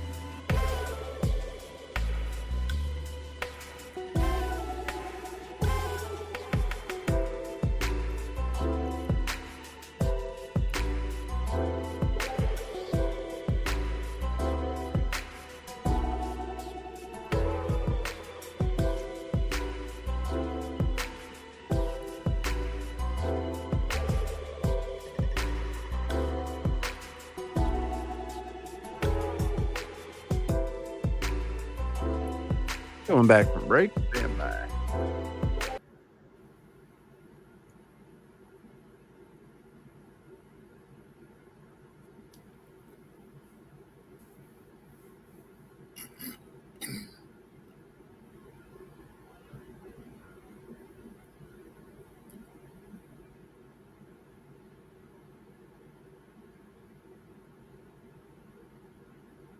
This is the M Zone. And welcome back to the M Zone. Jamie Morris, Matt the Hitman Missler, best guy in the Bizzler, and you got the big man in the middle, the center himself. Center of attention, I'll say. That would be Larry Lee. Big Sweet. Yeah. All I'm saying to you is that as we get closer to Big Ten football, this is the second year for Big Ten football with its West Coast teams. Mm-hmm. And the media is already going to Vegas right now. The Big Ten Media Day is in Vegas. So, I mean, Larry, are they doing the West Coast a favor to not travel far this time? I mean, usually it's in Indianapolis, and I guess somebody forgot to reserve the days in Indianapolis, so they got the Vegas thing. I think they are trying to be a little bit hospitable, because like I said, it's always been in Indianapolis, and Indianapolis gets the luxury of the Big Ten, the media, and the what am I trying to say? The combine, right? The combine and all that. So they want to spread a little love away from Indy, even though Indy is what's called the heart of it all. So I could see them trying to accommodate the Big Ten because when there's a lot more travel involved now during the season with all these teams, man. Yeah, UCLA got to go to Michigan, or Michigan got to go to SC, or SC got to go. Yeah, so it's a lot of travel. That makes sense to me. Don't it make sense to you? You know what? I don't have a problem with the travel. I mean, we used to travel. The Big Ten and the Pac-12 we used to have games in between anyway. We played Washington. True. We always played Washington. We always had a game with Washington every 2 years. We always had a game against Oregon State.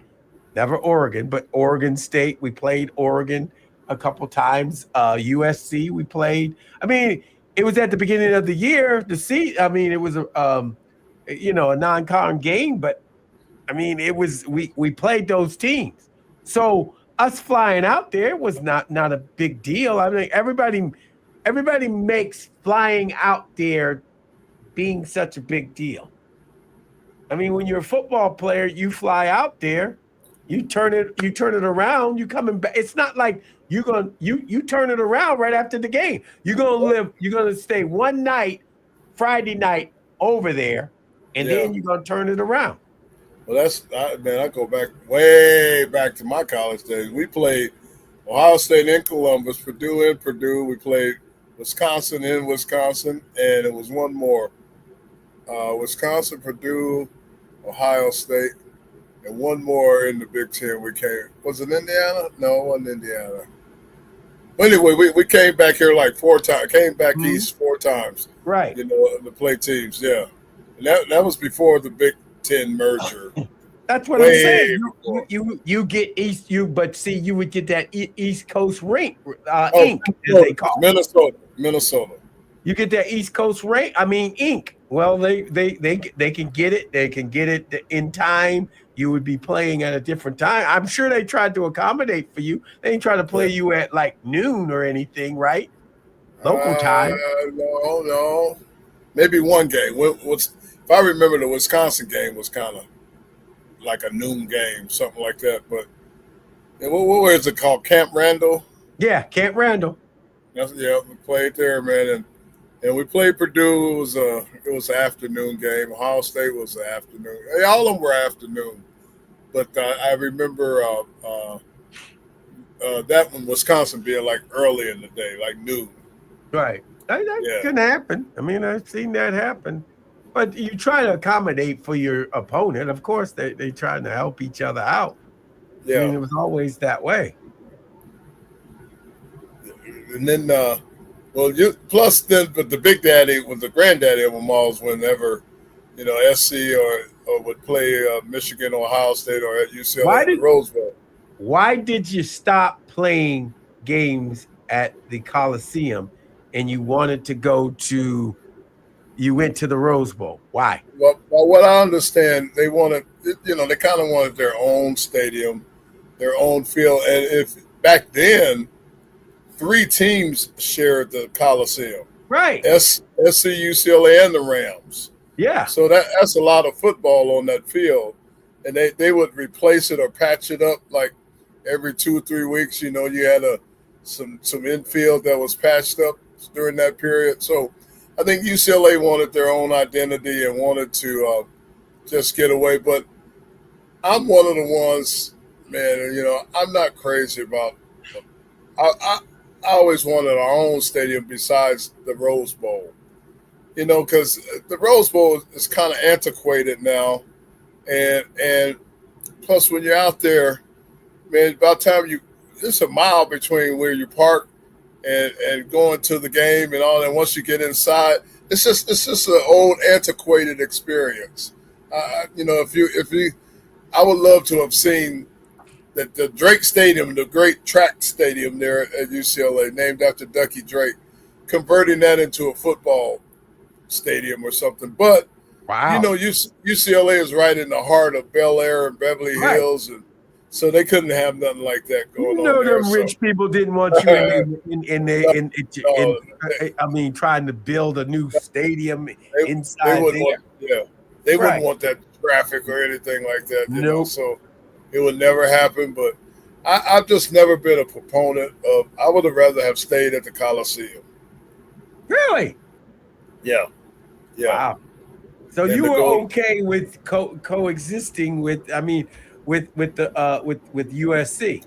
and it was kind of it was definitely a USC home team kind of advantage feel. The Coliseum's right there by campus and all that. So that part was a part of it, but the Coliseum was more like a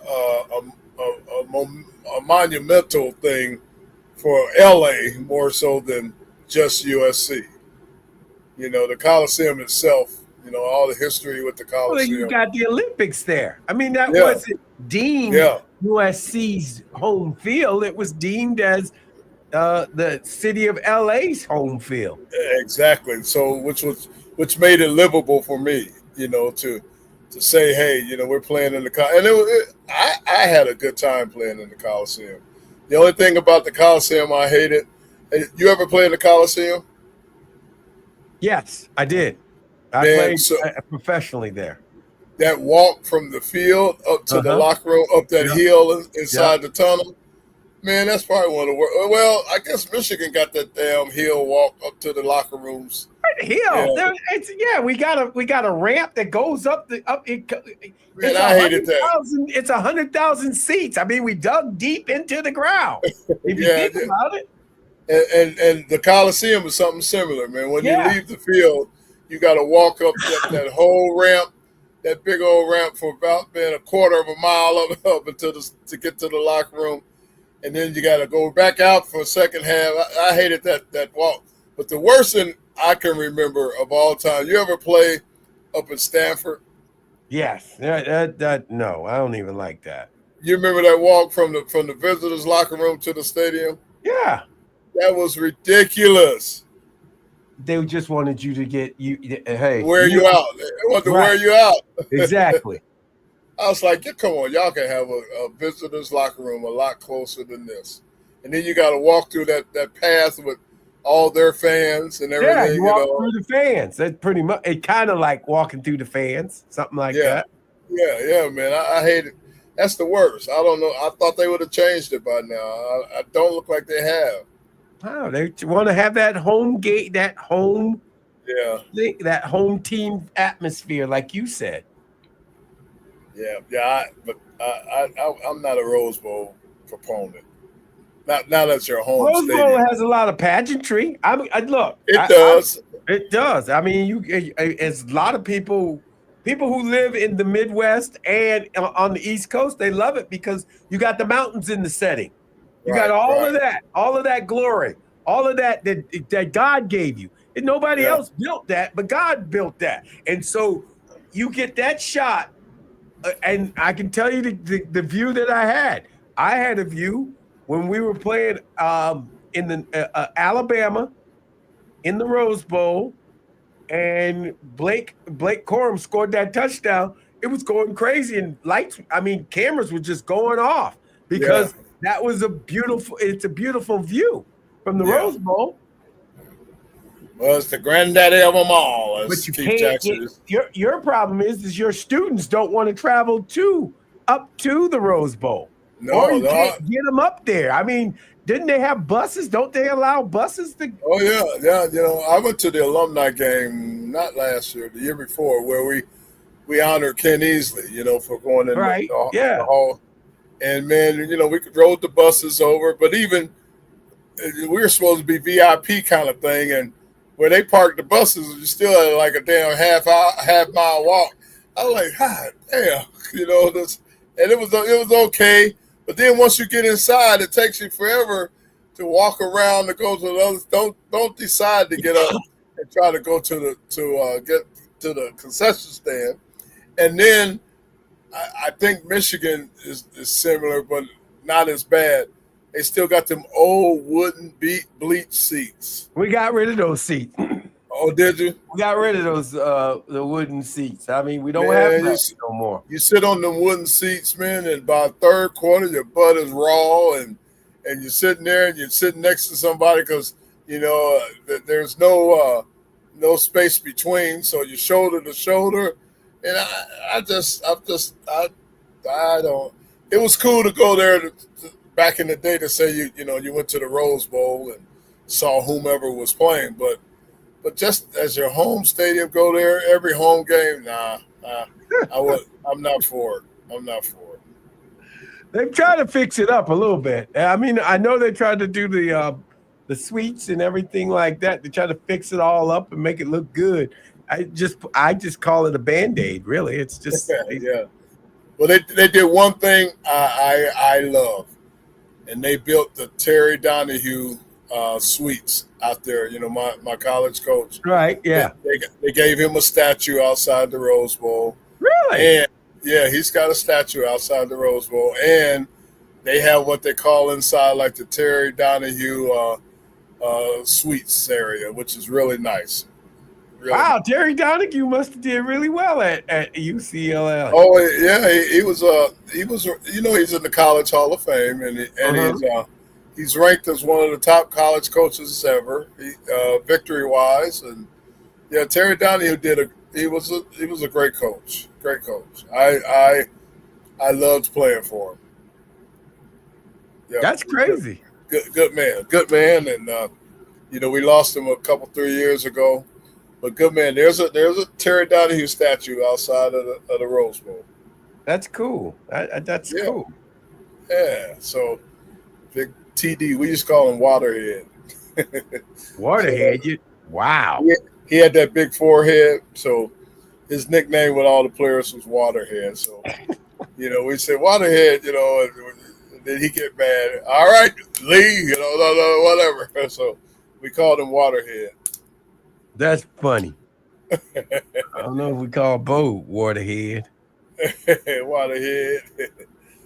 And Terry was a young coach too. When we were there, it was like his first year, and he was a head coach at 30, 31 years old, something like that. Wow. Yeah, he did well. He did well. How old is Coach Moore? Coach Moore, he's Mrs. age. 38. He's Mrs. age. Yeah, Terry Donahue was like 31 when he. Wow. Yeah. Good old TD. So Deshaun Foster, being the head coach at UCLA, were you guys happy with that? Yeah, he was. He was one of our own, obviously, and right. I was kind of in the mix on that one. The athletic director, Jarmon, came from Boston College, and he didn't really know that much about UCLA and the whole thing. So they rounded up a few of us alumni to try to when he got the job, he reached out. But then what had happened? What happened was was how did it go?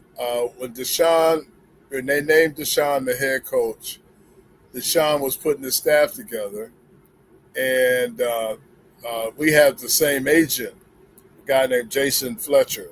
Mm-hmm.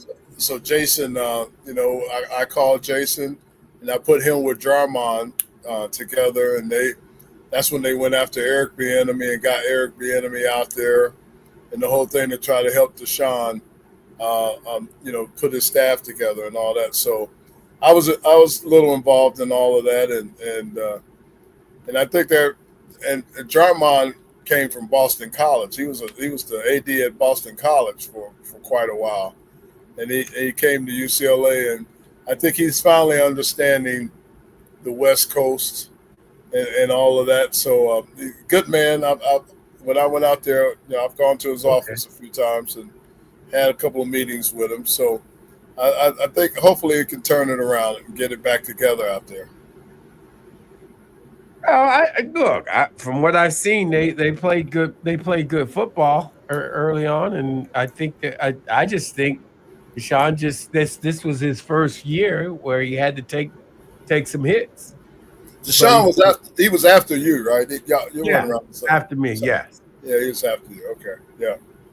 Deshaun's good man, and a lot of the alumni wanted him, and originally he had Ken Norton and those guys on his staff, some of his old teammates, and I think they're all now starting to understand each other and pull it together, because Deshaun was a first time head coach, and Jarmon came from the East Coast to the West Coast. So UCLA is a horse of a different color, man. Especially out there, like we said, in the middle of Bel Air and Beverly Hills and Brentwood and all those alumni. LA gives you so many other things to do than just football, that you got to really reel people in to get them to participate in the football program and everything else, because LA is LA, But I've always thought UCLA, now that the NIL stuff is going on, I thought they would do well, because all the celebrity alumni we have from all the people with big money in Hollywood and all that stuff, seemed like they would get them on the train and help that program out. So I think they're starting to finally pull that kind of stuff together. They built a new football complex out there about 2 or 3 years ago. Phenomenal. Really? It's amazing what these young guys get, the college ranks nowadays. This thing got a grocery store, a barber shop in it. All the chairs are like you, man. You're sitting in the Lazy Boy and all that. I said, man, look at this. The football building is unbelievable. Right. Yeah. Yeah, I mean, it's crazy. I mean, we have a barbershop in our building. Yeah. So they got a barbershop and a grocery store in there. Right. Yeah, they can go and just buy. They don't have to even buy it. I don't think it's just a grocery store. No, you go get your food and everything like that, and you just put it over there, and you do it. You can do it yourself, or you figure it out how to do it. One thing I like, they got these a board, a draftee board of every guy ever drafted in the NFL from the UCLA, and what year they were drafted. That's a pretty neat board. You go and see the different guys from different years. Like I'm up there for the '81 draft, and Ken Easley and all the guys that got drafted with me, and Freeman McNeil, and so they did a good job on that. Then there's the floor is made of bricks of players, players' names, and they did this building is gorgeous. It's absolutely gorgeous. Two state-of-the-art practice fields, and And college football is something major now, man. Yeah. I couldn't believe when I went out there and they built it, and I was like, these dudes got it made, man. These college guys, they got it made. I don't know about all that, but I know that nowadays they do have access to a lot of things that us as players didn't have. I mean, No, they no. it's very luxurious, as I call it. Yes. I mean, I was like, each guy got his own lazy boy kind of chair, and I'm like, you remember the little chairs we had in the locker Right, room, the little the little bitches. We had the stools? bitches that sat in front of them. You put them Right, inside, they would go inside, and you could take them back out. right. That little bitch. I didn't have no layback chair. And each one of them got their own little laptop TV, whatever, in the locker. They could take it. And I was like, oh man, it's crazy. So I can't imagine what the thing would look like in Oregon or Alabama or one of those schools. I bet it's just ridiculous.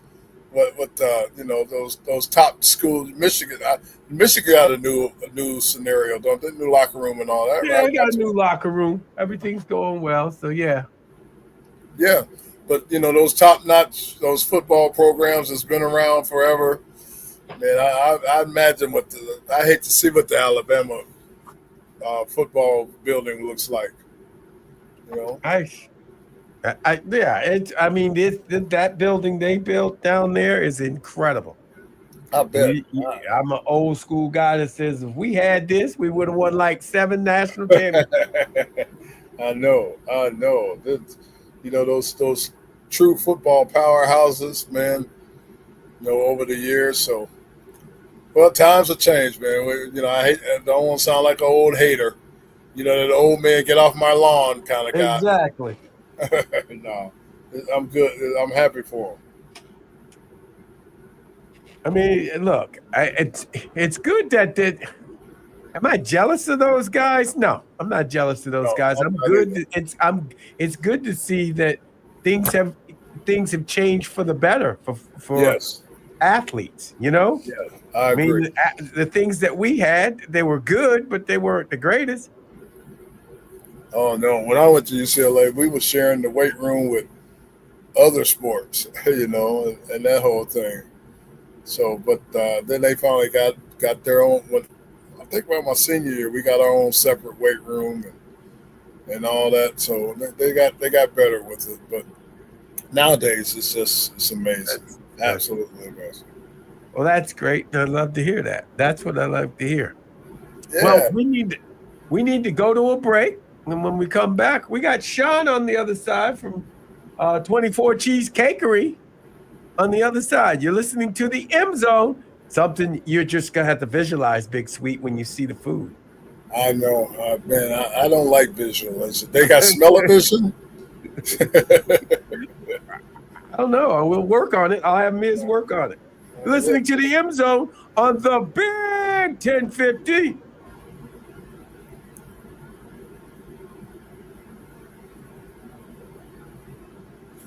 You're on radio. Cool beans. What do we got today?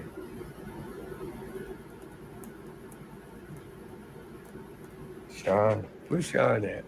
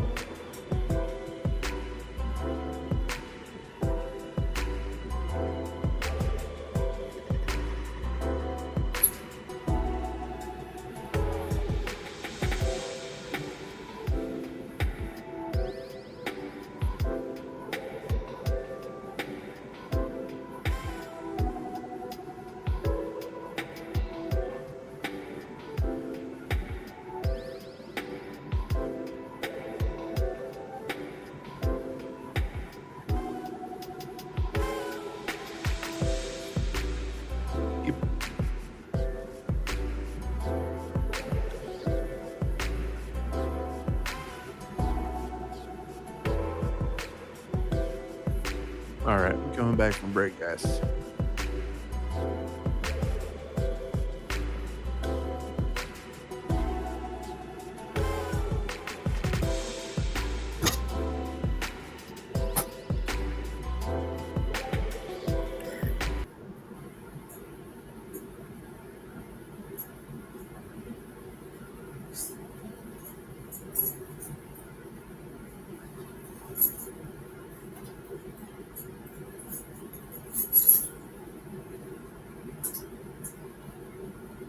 This is the M Zone. And welcome back to the M Zone. Jamie Morris, the Hitman Missler, best guy in the Bizzler.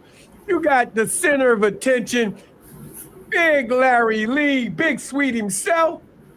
Yes, sir. And joining us is Sean Brezel from the 24 Bakery over there at the mall, the Briarwood Mall. Sean, it's been a minute, man. Man, it has. Time to catch up with you. A month and a half. I tell you, man, it's been a minute, but hey, We've been on it, man. I have faith for you. If I'm not here, that's a good thing.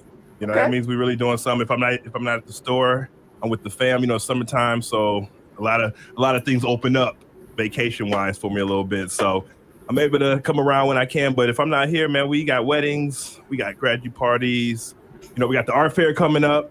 So it's just an exciting time for us, along with the summer. And when it's warm out, that's when life is good. Because once that cold hits, man, so we try to enjoy as much as we can with the summertime. I get it. And you know, with the mall having new opportunities coming in and things like that, you know, we just really appreciating the opportunities that present themselves to us. I got you. What'd you bring us today? Oh man, so today I brought y'all some fried chicken with a little bit of potato salad. You know, just something to cut the heat. Fried chicken, a little bit heat, a little hot sauce, like always. Yeah. Forget the hot sauce. Yo, the hot sauce is good. I like. You know, I like some hot. People. What were you saying? Old school, the barnyard pimp. Man, Look at that right there. man, Look at that right is there. this the first time that we can show it? Yeah, we're showing it. We're showing it to everybody that's joined in. Look at it. Yes. Don't drool on your screen, folks. Look at that. Man, Look at it. it's just something that's a little light, it's a little heavy, but you know, it's something that hit the spot, and then you can finish it with a nice little blueberry peach cheesecake. Blueberry peach. We've always gotten requests for blueberry peach, and now I can finally, you know, show you what we got. Blueberry peach. It is. I gotta tell you, I had a piece of the chicken. The chicken was crisp and very good. That hot sauce blends right.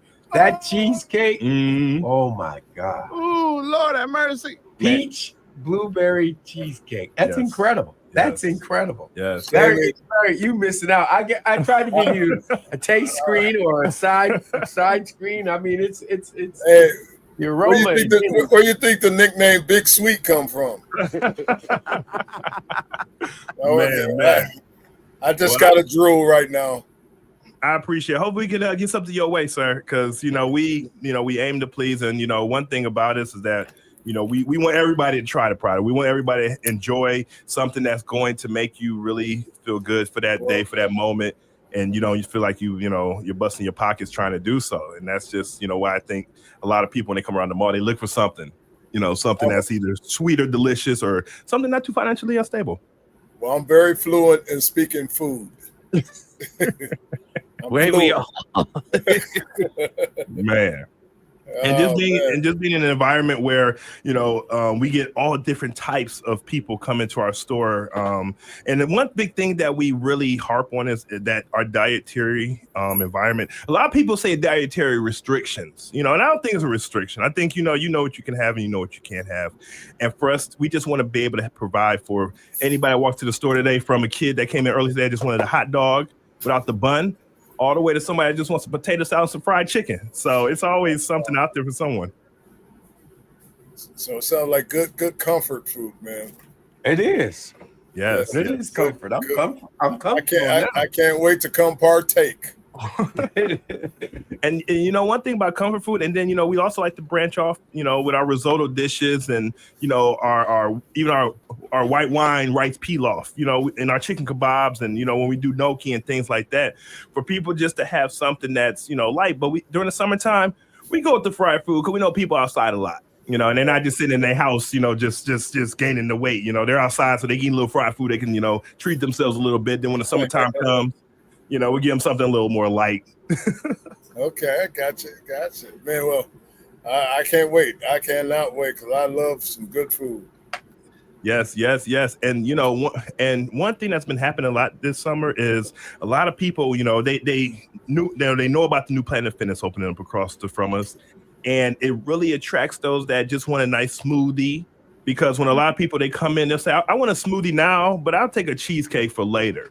And that's always There's nothing wrong with that. Now they got the workout in, right? I sweat it out. Yep. So what are your hours? So I know. So we're located inside Briarwood Mall, right across Planet Fitness. You'll see the big Planet Fitness outside. We're open from 11 to 8 every day except for Sunday. Of course, we're more hours, so we're 12 to 6 on Sundays. And no matter what time you come in, you know, with the special we brought today with the chicken and the sweet potato, that will be our feature of this week. You know, so we will run that every day. We always run our feature from Wednesday to the following Wednesday. And due to popularity, we might run it the following week after that too. But we always try to switch it up. Okay. You know, when people come in, you know, you might get some quinoa and maybe a blackened salmon, you know, or we are gonna start doing like a lot of little cold cut sandwiches, you know, when people are just walking around the mall for lunchtime. They really don't want you know, fillet of salmon. You know, they might not want fried chicken. So we are introducing our cold cut sandwiches. You know, we get some real prime meat. And when it comes to our corned beef, we do make our own corned beef. So that's nice. You got nice chunks of corned beef for your sandwich. And also own turkey as well. So, you know, everything we do is made in-house, to even our buns, you know, our bread buns. So, you know, when people get a nice quality sandwich, number one, you're not paying a buku amount of dollars for what could potentially be waste, like most restaurants do as they put it into their prices, because we've managed ours so well that we're able to keep it at the low, you know, where you still feel like you're getting a good quality meal for a good dollar. You know, I don't want to go to McDonald's, spend $1 for a burger. I don't want that. Like, no, it's not good quality food. So, you know, when people come to us, we want to make sure that they can provide that type of quality. And with the meats, and then of course with the cheesecakes being our focal point, you know, it's always a heavy hitter. Right. Yeah, I love I love sweets, but I'm kind of old school on cheesecake. Just give me a nice fluffy cheesecake with some cherries or strawberry sauce on top. I'm good. But I love to experiment, you know, and try the different things. But man, you know, what was that remember that old cartoon? I'm showing my age. When that dog would get that food and then he go, and he would float back down to the ground. Right. So that's the way I am with sweets. Yeah. Yep. And it's good too, you know, because even, you know, even I say this, even as people get older, you know, they try to back away from sweets. You know, you got those like my granddad, they will go sweets. There's sweets till it's over. You know, sweets is over. But now you got people like, oh, you know, I gotta watch my sweets and stuff. So, you know, we do introduce monk fruit as a substitute sugar. Okay. You know, all right. Yeah, I was going to ask you about sugar substitute, or you know, now they got all the zeros or whatever. Mm-hmm. You know, you got that kind of stuff going for us big sexy dudes. I'm getting there. So, I understand. I understand where you come from. Me at the age of 36, you know, I don't watch my sugar intake, but also let's just say I have seen my my grandparents and my parents, so I think I'm going to fall into their category. So I think I'm gonna be a little okay. But you know, when it comes down to those that, you know, don't want to do gluten, you know, I know that became a big thing. You know, we got the ones that we love our animals, or we just don't want to eat because of what's inside the products. You know, our dairy-free cakes and things like that. So, like I said, it's not a dietary restriction. I think it's more of a dietary need that we really, like I said, we really hold at a high pedestal, because a lot of times when people come into our establishment, they say, oh, you guys got cheesecakes, but do you have a gluten-free cheesecake? Because I can't really intake. And I'm like, of course we do. You know, of course we do. Let me go to the back and grab you a slice. And although that it's a limited selection, you know, they really just want something gluten-free, so they don't ever turn down what we have. As of right now, we have a triple chocolate cheesecake, which is gluten-free. And, you know, There's a few people out there that you turn the eye to that you don't like chocolate, but 90% of people like chocolate. Well, see, I'm great. I'm great. Mess with Jamie and Miz now. You know, that's that yuppie. You know that the fruity tooty, fresh and fruity. You know, I want some real cheesecake with real sugar and whatever goes in there. Well, But you know, you get that fruity tooty, fresh and fruity crowd. You know that. You know, so that's that Michigan crowd, man. That's wow. That's what they do over there, man. Wow. See, I'm hood. I'm hood. He hood. Yeah, you sound hood. No, being in the city of Ann Arbor, it has its differences. You know, we've been around to a lot of different places, all through Michigan. You know, we've been outside of Michigan because when we first started doing cheesecakes, we were doing cheesecake competitions in New Jersey, New York, Pennsylvania, things like that. And this was before it was even 24 Cheesecakery. It was just Sean and the Cheesecake and Vic and Barb's Catering. And, you know, we got a lot of people that really try because, you know, we've all seen American Idol. You know, we've all seen the show where, oh, you can sing, when in reality you cannot sing. You know, your friends and family are your biggest assets, but they're also your biggest poison, you know? So, you know, when we got to the point where other people, you know, were liking our product and things like that, you know, we really didn't realize that dairy-free and keto existed until, you know, we in Ann Arbor and people were like, hey, do you have this? Do you have that? We're like, yeah, because, you know, we grew up vegetarian. And at the time, back in the 90s, being vegetarian was just a punchline. So, yeah. I say that jokingly, but we all need to, you know, make sure we take care of our health and everything. But they do it a little bit more in Ann Arbor than anywhere else. We also drive a lot of electric cars, too. We do. Ann Arbor. I see them all the time. Don't mean that I drive an electric car. Yeah. I got a hybrid. I got the Ford. There you go. There you go. F-150 hybrid. It's electric, and it's weird, man, because you're driving and it's silent, but then when the gas kicks in, and I'm like, oh man! Right. And sometimes it's right in the middle of making a turn or backing up somewhere, and I'm like, that's the wrong time for that to kick in. You know, That's scares funny. the mess out of you. That is hilarious. I think we're living in times now where my first car was a Chrysler Sebring. I think my son's first car is probably gonna be a hybrid. You know, he loves those. He loves those trucks running around here. And I guess if it's gonna be a new car, it might as well be something that's going to be of age. Because, you know, he's like, Daddy, I want a car like that. I said, okay. And come to find out it's a hybrid. I'm like, wow, that's what's going to be what it is in 10 years. Wow. Yeah, I got that Ford F-150 Power Boost hybrid. Like I said, it kicks in the gas sometimes at the wrong time, though. It scares the mess out of you. Yep. While you know, you're backing up or something, and you're creeping, and all of a sudden it kicks in, and you're like, oh, man.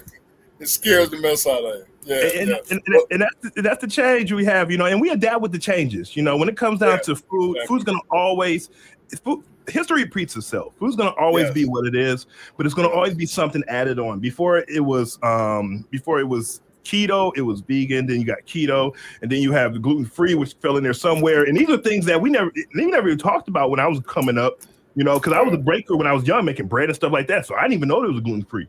Come to find out, now you got egg substitutes, you got egg substitute powder, you know, just things that are normally not what there is. So I can only imagine 24 Cheesecakery in 2050, you know, what we gonna be putting out there? You know, we're gonna make a cheesecake without the cheese then. So cheesecake without the cheese. Cheesecake without the cheese. But if that's what we can do, you know, if that's what we go for, you know, that's what we really appreciate. Protein cakes like that. So, you know, just being able to come in here and just bring some good, hearty food. As the summertime ends and the fall time begins, you know, we'll start doing a little bit more heartier food. But, you know, just having the opportunity to be in Briarwood Mall. We're also down, if you're south of the border, in Franklin Park Mall in Toledo, Ohio. Come and get a good slice of cheesecake. You know, we're just everywhere that, you know, you want us to be. Well, I'm in Monroe, so I'll check out that your Toledo location. Yeah. I can't wait. Sounds great, man. Matter of fact, we usually talk about where I'm gonna eat right after the show. Miz, I might be heading down to Toledo, man, at 6:05. Well, if we got to dip out early because of that, Big Sweet, we can dip out early if you want. So you can get, I can get there. Try to get to the front of the line, you know. Wait. This is 2. So okay, you don't close till 8. Yep. And at our Toledo location, it's the same hours. And the good thing about Toledo is we've been down there for about 2 years. Like we did at the mall. We was at Briarwood Mall for 2 years. We opened up just a cheesecake spot. Cause we one thing that we put into our plan was that people are going to go to a restaurant, but they might not get dessert. So what we tried to do was spend 4 years getting people to love our products, the dessert, the cheesecake itself, or banana pudding. So when we open our restaurants, they'll come. He got banana pudding and it's right. Oh, say that again. He's got banana pudding and it's right. Oh, you struck a nerve. That's my favorite. My brothers and I used to argue and fight. My mother would make the best banana pudding, and my brothers were older, so they went off to work, and when I'd eat all the banana pudding. So when they come home, they're mad at me but I love banana pudding, homemade banana pudding. You put vanilla wafers in it? He does. Yeah, he does. Oh my God! You got me. You got me. Yeah, and I love speaking upon banana pudding because coming up, me being a pastry chef, you stay away from processed products. So we don't use boxed banana pudding. We don't use boxed pudding. We make a pastry cream where we puree our bananas to the eggs and the cream and the sugar and the pastry cream, and that's our pudding for the banana pudding. And of course, we got the wafers. Yeah. So we like to do it a bit different and just add more flavor, because one thing about banana pudding with them chunks of bananas, a lot of people prefer the flavor over the chunks. So what we do, we take out a lot of the chunkiness, and you still get that full flavor. The big banana pudding question is cold or hot? Oh, we make. It's cold. It's gonna be cold. It's cold. Gotta be cold. Gotta be cold. I didn't even know they ate it hot, and I've been around for 36 years. I didn't know banana pudding came in a hot well. They do. I know a few people that like it warm, but not hot, but warm. But I gotta have it cold, man. Yes, and we keep it in our cooler with other cheesecakes and things like that. So we have products that are always good. But yeah, check out our Toledo spot. We take cheesecakes down there. For the next couple of years, we're gonna be running our kiosk down there, and then we're gonna have an establishment because people come in, they'll say, "Hey, I want dessert first." And then I'll order a hamburger, or I might order a steak sandwich instead of, "Hey, you want dessert?" No, we're all dessert out. Normally, they like to make sure it's already ready for them, so when it's done, they can already take it with them. Well, I promise you, my wife and I will be regulars. Man, that's what we do. We go to church on Sunday, man. We go out and we eat at establishments after church. You know how we do it. Mm-hmm. Yep. And now I got you so close to me. I can do that. But I'd be willing to go to Briarwood Mall too. Oh yeah. And good thing about Briarwood, that's our hub. That's where we make our cheesecakes. That's where we do our food, all different types of options. And down in Franklin Park, man, it's just a quick shop. You just want to run in there and grab a slice of cheesecake, run on out. We have it ready for you, and the best thing about it, we deliver every day. We take them down there every day consistently. A lot of times, people go to establishment, they say, "Oh man, so that's been sitting there for a couple of days." So we're like, no, we deliver every day, from our Superman to our new cake flavors like our blueberry peach. We got orange sickle coming out starting tomorrow. Orange sickle cheesecake, squeeze some fresh oranges. Ooh, man, orange sickle. It tastes just like it. Orange sickle. Ooh, man. That's my wife's favorite dessert, orange sickle. I gotta take her, man. Oh man, we have it, and we got a lot of different summer flavors coming in, because summertime is fruit flavors. Sometimes all the fruit come out, we our raspberry cheesecakes, things like that, and even with the art fair coming up, with the art fair being here, one thing we really appreciate is the fact that a lot of people, when they hop on a shuttle from the mall, or they come on in, man, just show us all you gotta do is show us your art fair ticket, receipt, or anything, and we're gonna give you 10% off cheesecake, your meal. Just come on, check us out if you're hungry after walking them long hot hours. I haven't been to the art fair since I was 8 years old. My dad worked downtown off of 4th. I've been down there for years, but I still feel the heat from when I was there. So it's an opportunity. Just you purchase something down at the art fair, man, stop in, show us your ticket, get 10% off, get some nice cool water, and we have air conditioning. Oh, the other thing too, you said you have everything all the time. My wife and I got a little inside joke. Sometimes we go to certain soul food establishments, and the favorite line you hear? We ain't got it. We ain't got no more. We ain't got no more. We ain't got no more. And the good thing about it is we're not, and I appreciate it, but we're not a soul food establishment. I really appreciate it. And I get what you're saying. I do, because you go get you want some yams, we don't have yams. Oh, we've been there, sir. We've been there. But no, when you come into our store, we don't have it. And the good thing about it is what we do is if you come into our store and we don't have something you're looking for, let's just say if you came in for strawberry topping or something, we'll give you something and substitute, but we won't charge you. Let's say you come in, and because we always have French fries, but sometimes we might get a little more busier than normal with our toppings and our things like that. But if you ask for a substitute, we will not charge you for that substitute, because we know how unfriendly it is to walk into an establishment and they don't have yams, and you've been wanting yams all week long. That's awesome, man. Well, God bless you, man. I can't wait. I can't wait to partake. Man, well, I appreciate y'all having me on today. Like I said, we're inside Briarwood Mall.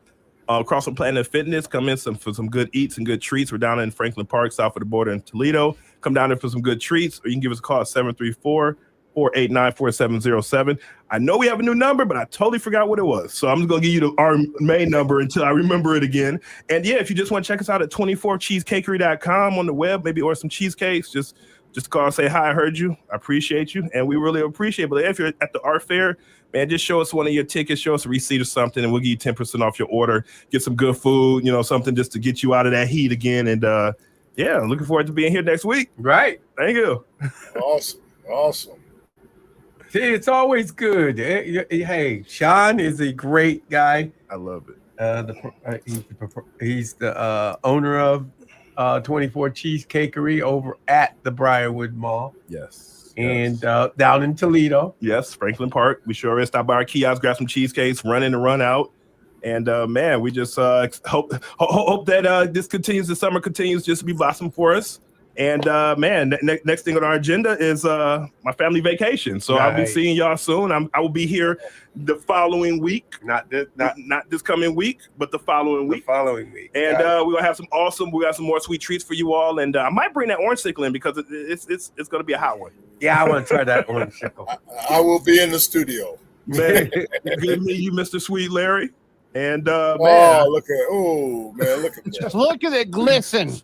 Man, look at it glisten on stream. Just that's like sweet porn to me, man. This is safer work. Yes. That's good stuff, man. All right. Well, right, we're gonna go to a break, Blue. and we come back. We got more stuff. We can do a half-hour phone call, so we get in the calls. Sure. On the other side, we're listening to the M Zone on the Big 1050. Clear on the radio. All right. I'm rested. Yeah, you rested. Yeah, I'm taking you ever been to Niles, Michigan? Niles, yeah. It's big for the Underground Railroad. Yeah. I'm taking my kids there. Really? Yes, sir. They want to get an Airbnb out there. I got one for cheap as hell. Right. Man, at first I thought they were expensive as hell. I'm like, dog. No, my sister, they had our family reunion this past last week. Oh my God. She got an Airbnb in Massachusetts. Was it nice? It was really nice. Although they're weird people. They go, it ain't clean the way we want to clean it. We gonna go clean it. They went and cleaned that bitch up. I said, it looks clean. They said, Jane, people, they nasty. Yeah. They nasty. And I said, okay. Them kids are happy, man.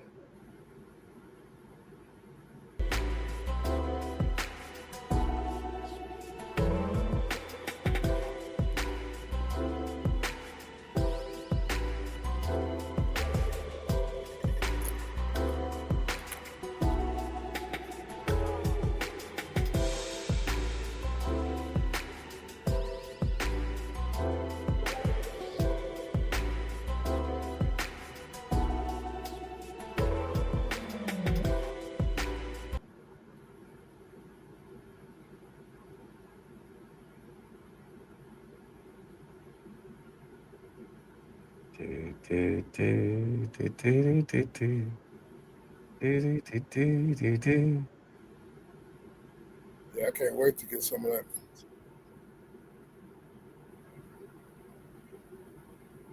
Just trying to tell you, man. Uh-oh. My vibration plate is coming. It's going to be here soon. Your Vibration. I'm afraid to ask what the heck that is. I was just going to think. I was thinking the same thing. I'm So- afraid to ask what that is. So it's this plat that you remember. It's a vibration board. You get on it, it shakes you. Oh yeah. It's loosening up. It loosens up the legs and the body. Oh, Loosens you up. Okay, I'm glad it's for the legs. Yeah, it's for the body. It I went a loosens you up, completely man. different direction. I Yeah, didn't go any direction. I got one direction. I keep forgetting, man. We got to bring up Canton somehow, right? Yeah, I'll bring it up in a few minutes. I keep forgetting. This get delivered? The hall. delivered. They want to pub it up. See if we can build up make it a big crowd over there. I got you.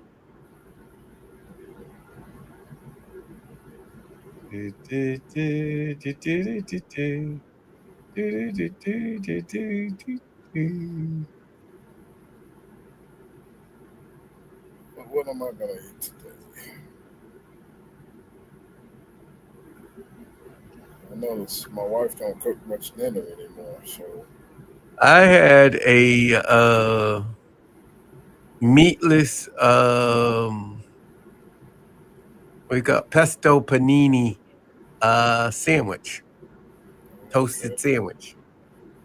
But then I just had I tried his chicken wings and tell everyone that was good. I feel like a good salad again.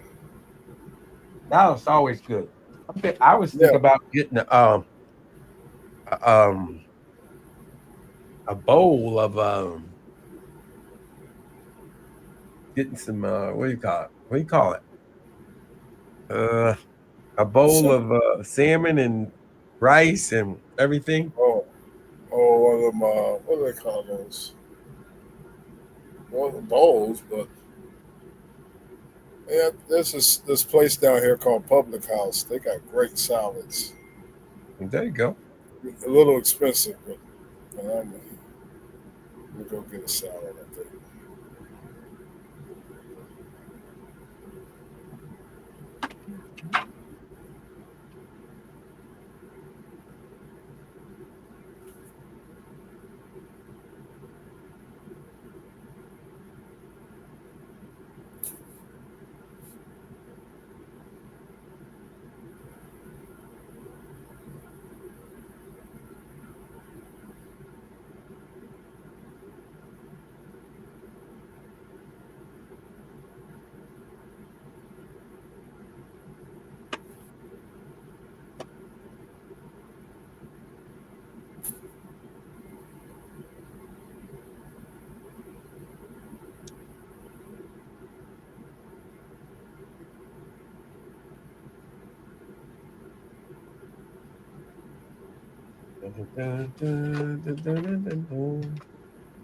I got to mow the grass today.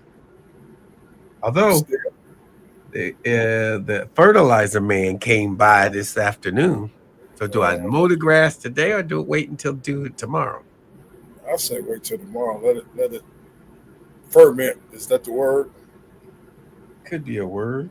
Yeah, you don't want to mess up his work. Well, I ain't gonna mess up his work. I mean, I ain't gonna get near the ground. I got my thing sets high. I like having my grass a little thick. I know you do. That's why you kept the bees. Exactly.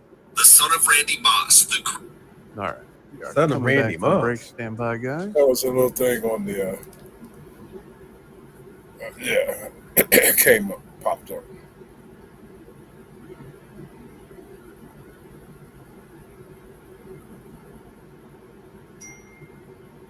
This is the M Zone.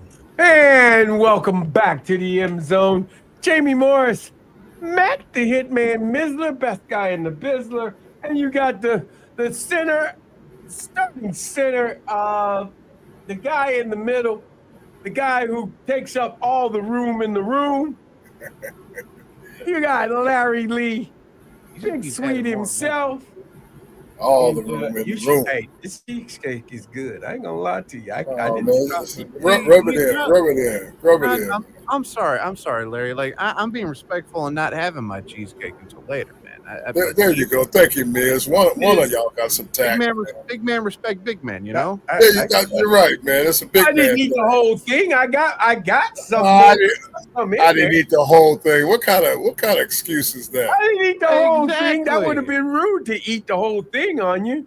That's like saying I'm almost sorry. I am almost sorry. I'm not sorry. I mean, I'm sorry you missed out on it. Yeah, he just said the quiet part. Sorry, not sorry. I mean, sorry, not sorry, right? I did give you a heads up though. Let's not forget that. 734-998-1050. 734-998-1050. Give us a call. I'm thinking about what team outside of Michigan, because you're Michigan fans. I know you are here in this area. Outside of Michigan, what team are you interested to hear about at the Big Ten?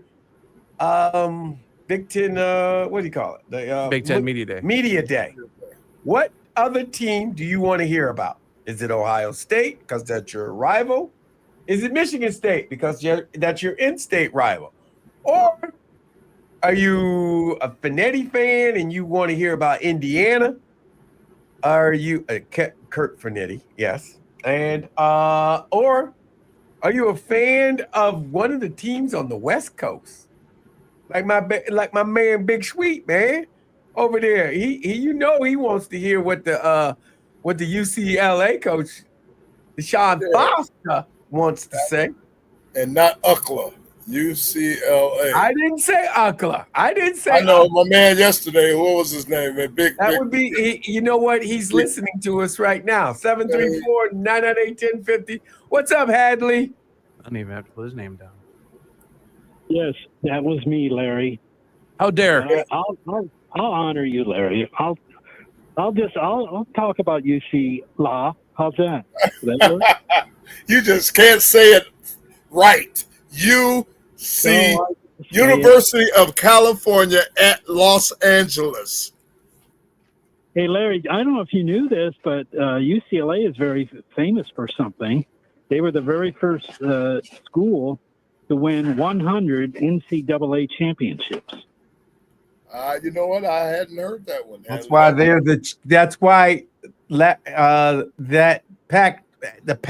old Pac-12 was the champion of Champions Conference. They used to call themselves something like that. Yeah, I used to argue. Go ahead. I was going to say it didn't hurt that you had John Wooden. That's true too. Titles. No, I told you my John Wooden story, man. I was a freshman, and he had retired. He was about in the second or third year of retirement, but he still had an office in the athletic department. And one day, I as a freshman, I walked by his office and his door is open, and he says, "Hey, Larry," and I was like, "Coach Wooden knows my name." And then I walk in, he says, "Welcome aboard, man. I'm glad to hear. I hear you a lot of great things about you." And, And back then, he had this thing called the Pyramid of Success. You probably all heard of it. And he would give it to all the freshmen. Yep.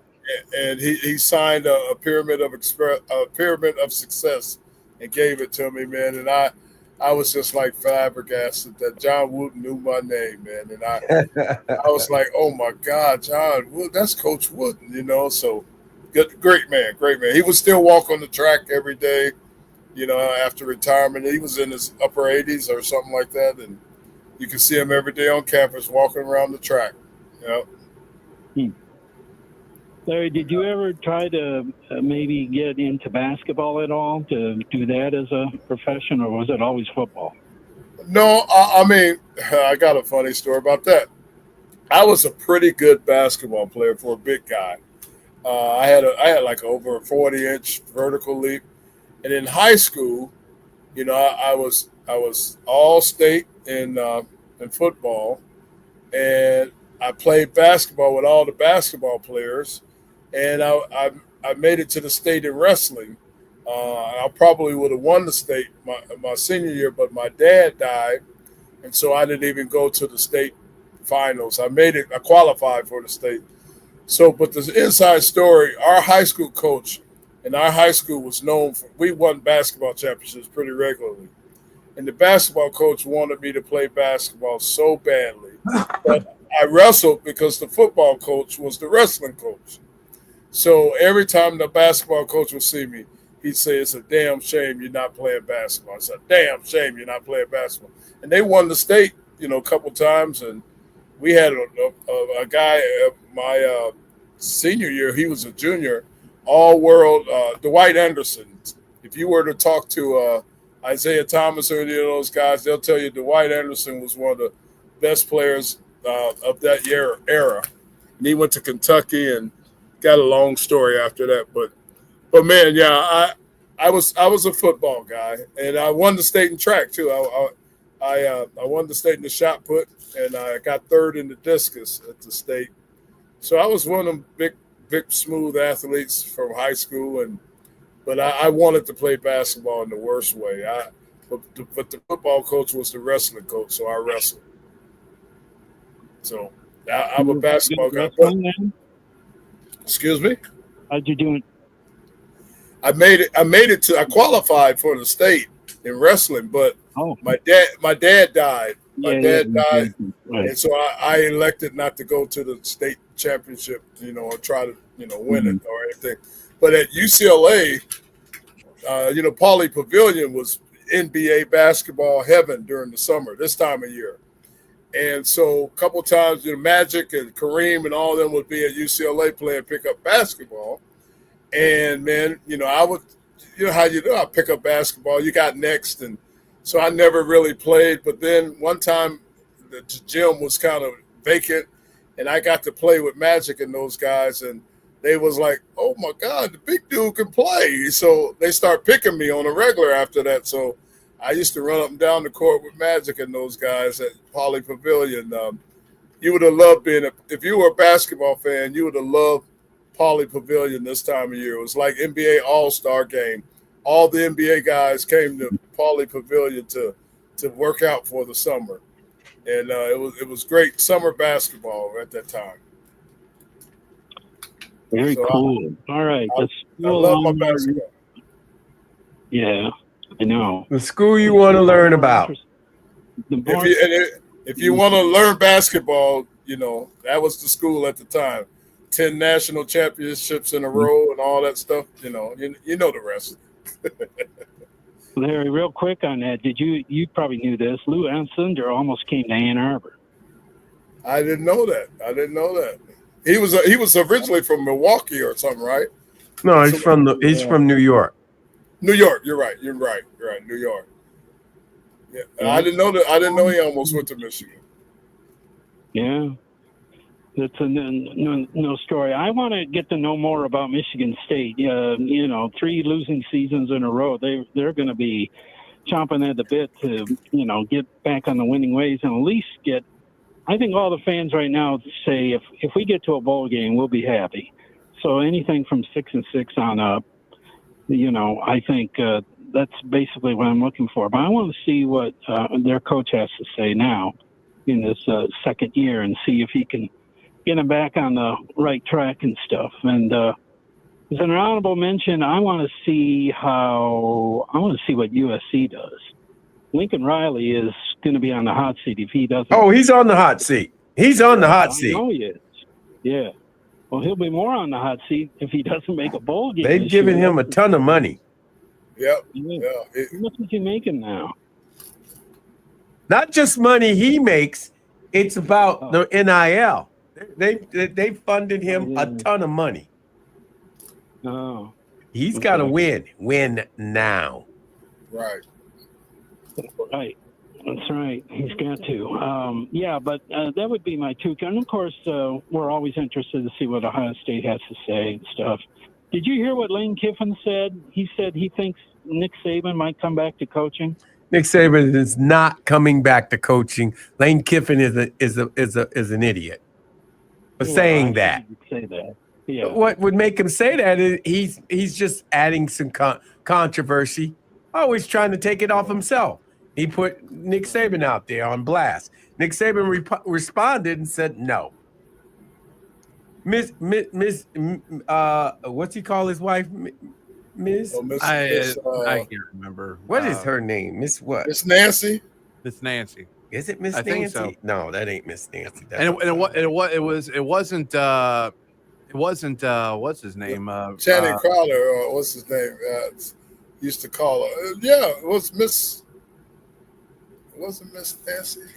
I'm not sure, but it wasn't what's his name down at Ole Miss that said it. This came from Greg McElroy, so he's on the even more inside of things, Jamie. So that could be valid. Nah, he ain't coming back. You sure about that? I'm positive. You sure about that? Yeah, I'm very positive. You sure about that? That man is making car money. And he ain't selling Fords or Chevrolets. He's selling Mercedes. Well, hey, I mean, Jaguars. Listen, all I'm saying is this: we kept talking about Lincoln Riley being on the hot seat. There's a coach down south that's on the hot seat as well. That wouldn't be surprised. LSU. Mm-hmm. Nick Saban ain't going to LSU. He's been there, done that. He's been there, done that, right? He's the South King. You understand that? He's the South King. Whoa! No, the South King still is Nick Saban, even if he's not coaching. Let's just be honest. That's what I'm saying. He's the South King. There's no way.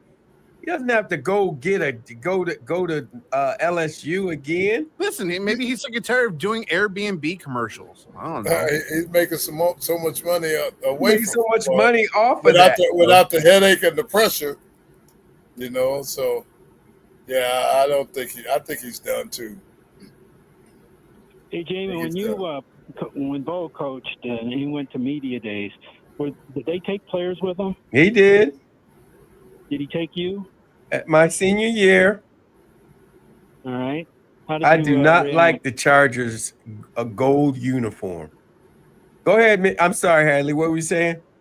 No, I was saying, from what you remember of it, were you pretty impressed by what you saw and stuff? And I'm sure you spoke. No, it was good. It was good. It was good. It was a good outing. I'll say that. You had fun, huh? I did have fun. I only talked to the guys. I was a little jerk. I only talked to guys we didn't have games with during that year. Very clever. Where was it held? Was it held in Indianapolis? Chicago. Oh, it was in Chicago? We were in Chicago. Okay.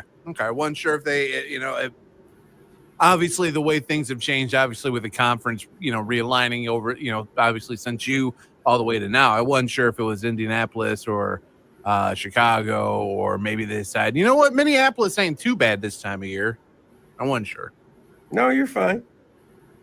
Larry, enjoy your little trip down to Toledo to have some fried chicken and some cheesecake. Oh man, that dude, and you could tell he was a veteran, man. He knew how to describe it. Succulent, Josie. I was like, oh man, come on now. He's just saying all the right words and getting you riled up and everything. Get me riled up, man. I'm good. Larry will have to come to the studio when Sean's there. So Sean does not tease. He does a good job, and he did a great job today. Mm-hmm. Yeah. Larry will have to come to the studio to eat with you guys. I told Larry, I gave him a heads up. I said, Larry, next time I might want to bring you to the. And when he said banana pudding. That's my wife will tell you. That's it for me. Banana pudding with vanilla wafers in it, man. You gotta have the vanilla wafers. You gotta have vanilla wafers in there. You got it. It's not banana pudding without the vanilla wafers. I agree. Yes. All right. Talk to you tomorrow. Thanks. All right, Hadley. Take care, man.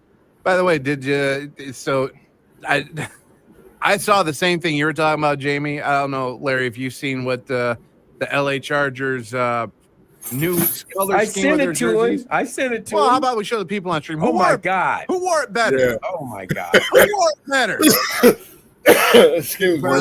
Was it Justin Herbert or was it? Yeah, that's that's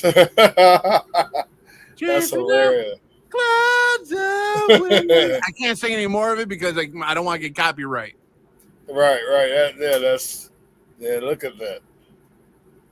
Definitely can't miss that. You definitely cannot miss those jerseys. That's got to be hard for the commentators to pick out the numbers, won't it? I would imagine so. I mean, and I know that they've got like the thin little piping around the number of their Charger Blue or whatnot, but even then, it's still kind of tough to see it. And I would imagine that they probably got monitors in the booth to show it off, but still, like it's. Someone I remember, I think someone had put a tweet up saying that this gives off 2017 Michigan, or I'm sorry, 2014 Michigan Florida vibes. Wow. When Michigan wore the all yellow against Florida. I remember that. We shouldn't have wore that either. Mm-hmm. We shouldn't have wore that either. I told you. When we wore that, they should put it away for the next 100 years. Yep. But hey, it looks like Big Bird wore it better. Yeah. Big Bird. That's something. 734-998-1050. What's up, Philly E? Hey, what's up, man? Actually, with the white pants, that uniform would work really well, don't you think? The white pants, but you can't do all yellow. Wait a minute, white with the yellow? Look like old yellow. White pants with the yellow tops? No. With the yellow top. Yeah. We at Michigan, we like the white pants with the yellow tops. I don't think we've ever tried that combo yet, actually. No, we haven't. I did in practice all the time. Well, yeah, in practice, but Just in a live game, though. If they did that, they would look like the Los Angeles Rams of the 1950s. So that's the kind of uniform they wore in the 50s. Speaking of which, you guys were talking about the Coliseum. Don't forget now, when the Dodgers first moved out there, what was it? Up until '62, they played in the Coliseum, and the dimensions were absolutely whacked. Absolutely whacked. Like left field was a joke. So it was kind of stupid, but a lot of history to that place. It's definitely a bucket list of mine. Of course, the Rose Bowl is, but there's something about the Coliseum. When the Rams played there when I was a kid in the 70s, I don't know, something about it. They shot movies there, 2-minute warning. Yeah. They even had a scene from Jim Thorpe All-American after the Olympics, the Olympic Games, 32. So something about that stadium that always grew on me since childhood. Anyway, dude, I forgot to express my condolences about your friend Louis Sharp, man. That's that one hits different, man. It's my brother from another, man. I recruited him out of Detroit. I was a year ahead of him, and I recruited him to go to UCLA, and we obviously played on the O-line together for my last 3 years, his 4 years or 3 years. And then we just stayed in touch. His wife went to his first wife went to UCLA with us. We were all family, and when after retirement, when he had his issues, Roy Green, the former Arizona Cardinal, and I did a little intervention and worked on some things, and to his credit, he turned his life around and clean and sober for more than 8 years, and that one hurts. That was my man. So, I'm in some conversations right now to talk about putting him in the Ring of Honor at the Cardinal Stadium and some other things. Huh? He absolutely had the career to warrant that. You're right. Yeah. 13 years, 3 Pro Bowls. Yeah. So, and then the Memphis Showboats. So we did 1 year with the Memphis Showboats. So I talked to Doug Whaley, the director of the UFL, and they're going to honor him with the Memphis Showboats as well. So, thanks for the love, man. That was my guy. That was my main man. I kind of connect him more to the St. Louis Cardinals, particularly the '84 Cardinals, who I've talked about. One of the most exciting teams that never did anything because Lomax, Green, Otis Anderson, Stump Mitchell, that team. Yeah. 2 Michigan kids. They had Curtis Greer and Doug Marsh. And they're the only team in the NFC in '84 that could have given San Francisco. I'm not saying they would have beat the 49ers, but they had the firepower to scare them. Certainly, they got shut out like the Bears did in the championship game. But yesterday I was talking to someone. What are you going to do? yesterday I was talking to someone and I could not. You guys got to help me. I was trying to think of the all-world Hall of Fame tackle from Michigan that played with the Cardinals. They say he and Louis were the two best tackles ever to play for the Cardinals. What was my man's Dan, I could not think of his name yesterday for nothing. I was talking to a former Cardinal general manager yesterday, and I could not think of Deerdorf's name to save my life. But we both acknowledged that he and Louis were the two best tackles ever to play for the Cardinals. Yep. He was. I remember watching his last game as a Cardinal. They were running through the Eagles in the snow in the finale of '83, and he was just warming the bench. His career was over, and they threw him in there like on the last play of the game, and he just dove at somebody, rolled around, started laughing, and he retired right after that. But he had an unbelievable career. He did. But yeah, that was a team that could have done more, unfortunately, but they didn't. But I think of him and Tootie Robbins, two young tackles. They're a real exciting team. I did have a question for you. You kind of just missed the Vermeil years. Did he actually recruit you, and then Terry became the coach, or you were always Terry was the coach, and the other name that comes up that Coach Vermeil had just left, and Terry was in his second year as a head coach. But there was a coach named Dick Toomey, and Dick that's Toomey, right. Yeah. Yeah, Dick Toomey was the guy that was he and Jed Hughes. Now, you probably remember the name Jed Hughes. Jed coached at Michigan for quite a while, and Jed coached with the Steelers. But Jed was UCLA's defensive coordinator during that time, and Jed was the one that got Louis, myself, Fred Brockington, Ken Easley, all of us to really go to UCLA. So, but Jed coached at Michigan for a long time. His name was Jed Hughes, and he was the one that was instrumental. But to answer your question, I had just missed Vermeil. Vermeil had left 2 years before I got there. And I knew he wasn't there, but I was wondering if maybe he was recruiting you and then left. You know what I mean? No. We all knew him, and he came around and was kind of, still. He had just. Where did he go? To the Eagles? Was at the Eagles, and no, I didn't knew Coach Vermeil and everything, but he wasn't in on my recruiting experience. It was more so Dick Toomey, Jed Hughes.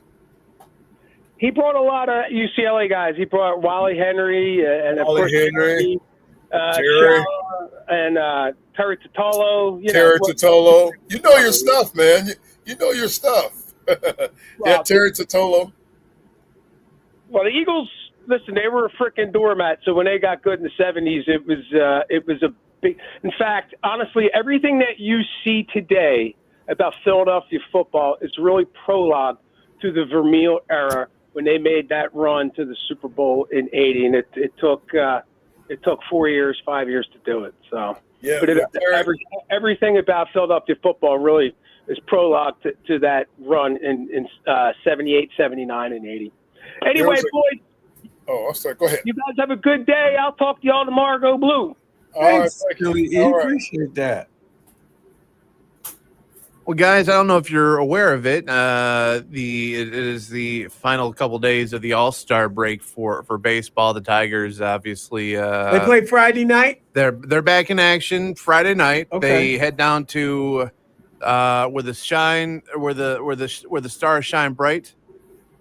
In Texas? That's Texas. right. Deep in the heart of Texas. I knew the song. I knew all you had to say was that. In case people missed it, it was Cal Raleigh, the catcher for the Seattle Mariners, that won the home run derby last night. The big dumpster. The big dumpster. The big dumpy. Dumpy. Is it dumpy or dumpster? I don't know. Hold on a second. Hey Google, what is let's see. Hold on. Cal Raleigh nickname. Well, it is. You're right. It's big dumper. So we were both wrong. So it's a big dumper. Okay, the dumper. Yep, the big dumper. Now, what are they talking about when they're talking dumper? That's an even better question. Why is Cal Raleigh called the Big Dumper? Trying to figure that one out. What does SI have to say about that one? If there weren't advertisements. So if you pop listen up. to the WTKA, the Rich Eisen show before our show, he gets the Big Dumper from his dad. But usually on the Rich Eisen show, they said usually you get that from your mom. So apparently it started up in the minor league when a former outfielder and teammate of his called him that name, but that's kind of where it's at because apparently of his big posterior. Right. So there's that. That's what I'm saying. Yeah. So That's his exactly what I big old said. dumpy. Also, the starting lineup for the All-Star game are official. The Tigers will lead off with the American League will lead off with Gleyber Torres for the Detroit Tigers, followed by Riley Green out left field for the Tigers. Riley Green's batting third? He's batting second. Second. Yep. Followed by Aaron Judge at batting third in right field. Cal Raleigh will bat up cleanup at catcher. Vlad Guerrero Jr. will bat fifth out at first base. O'Hearn from the A's will be at the DH. Caminero from the Rays will bat third base. And then Javi Baez will play center field. He'll bat eighth. And Tarek Skubal will be the starting pitcher for the American League. Exactly tonight. where Javi should be. Javi Baez should be center field. That's right. So he'll be starting at center field tonight, 8 o'clock on Fox from Atlanta, Georgia.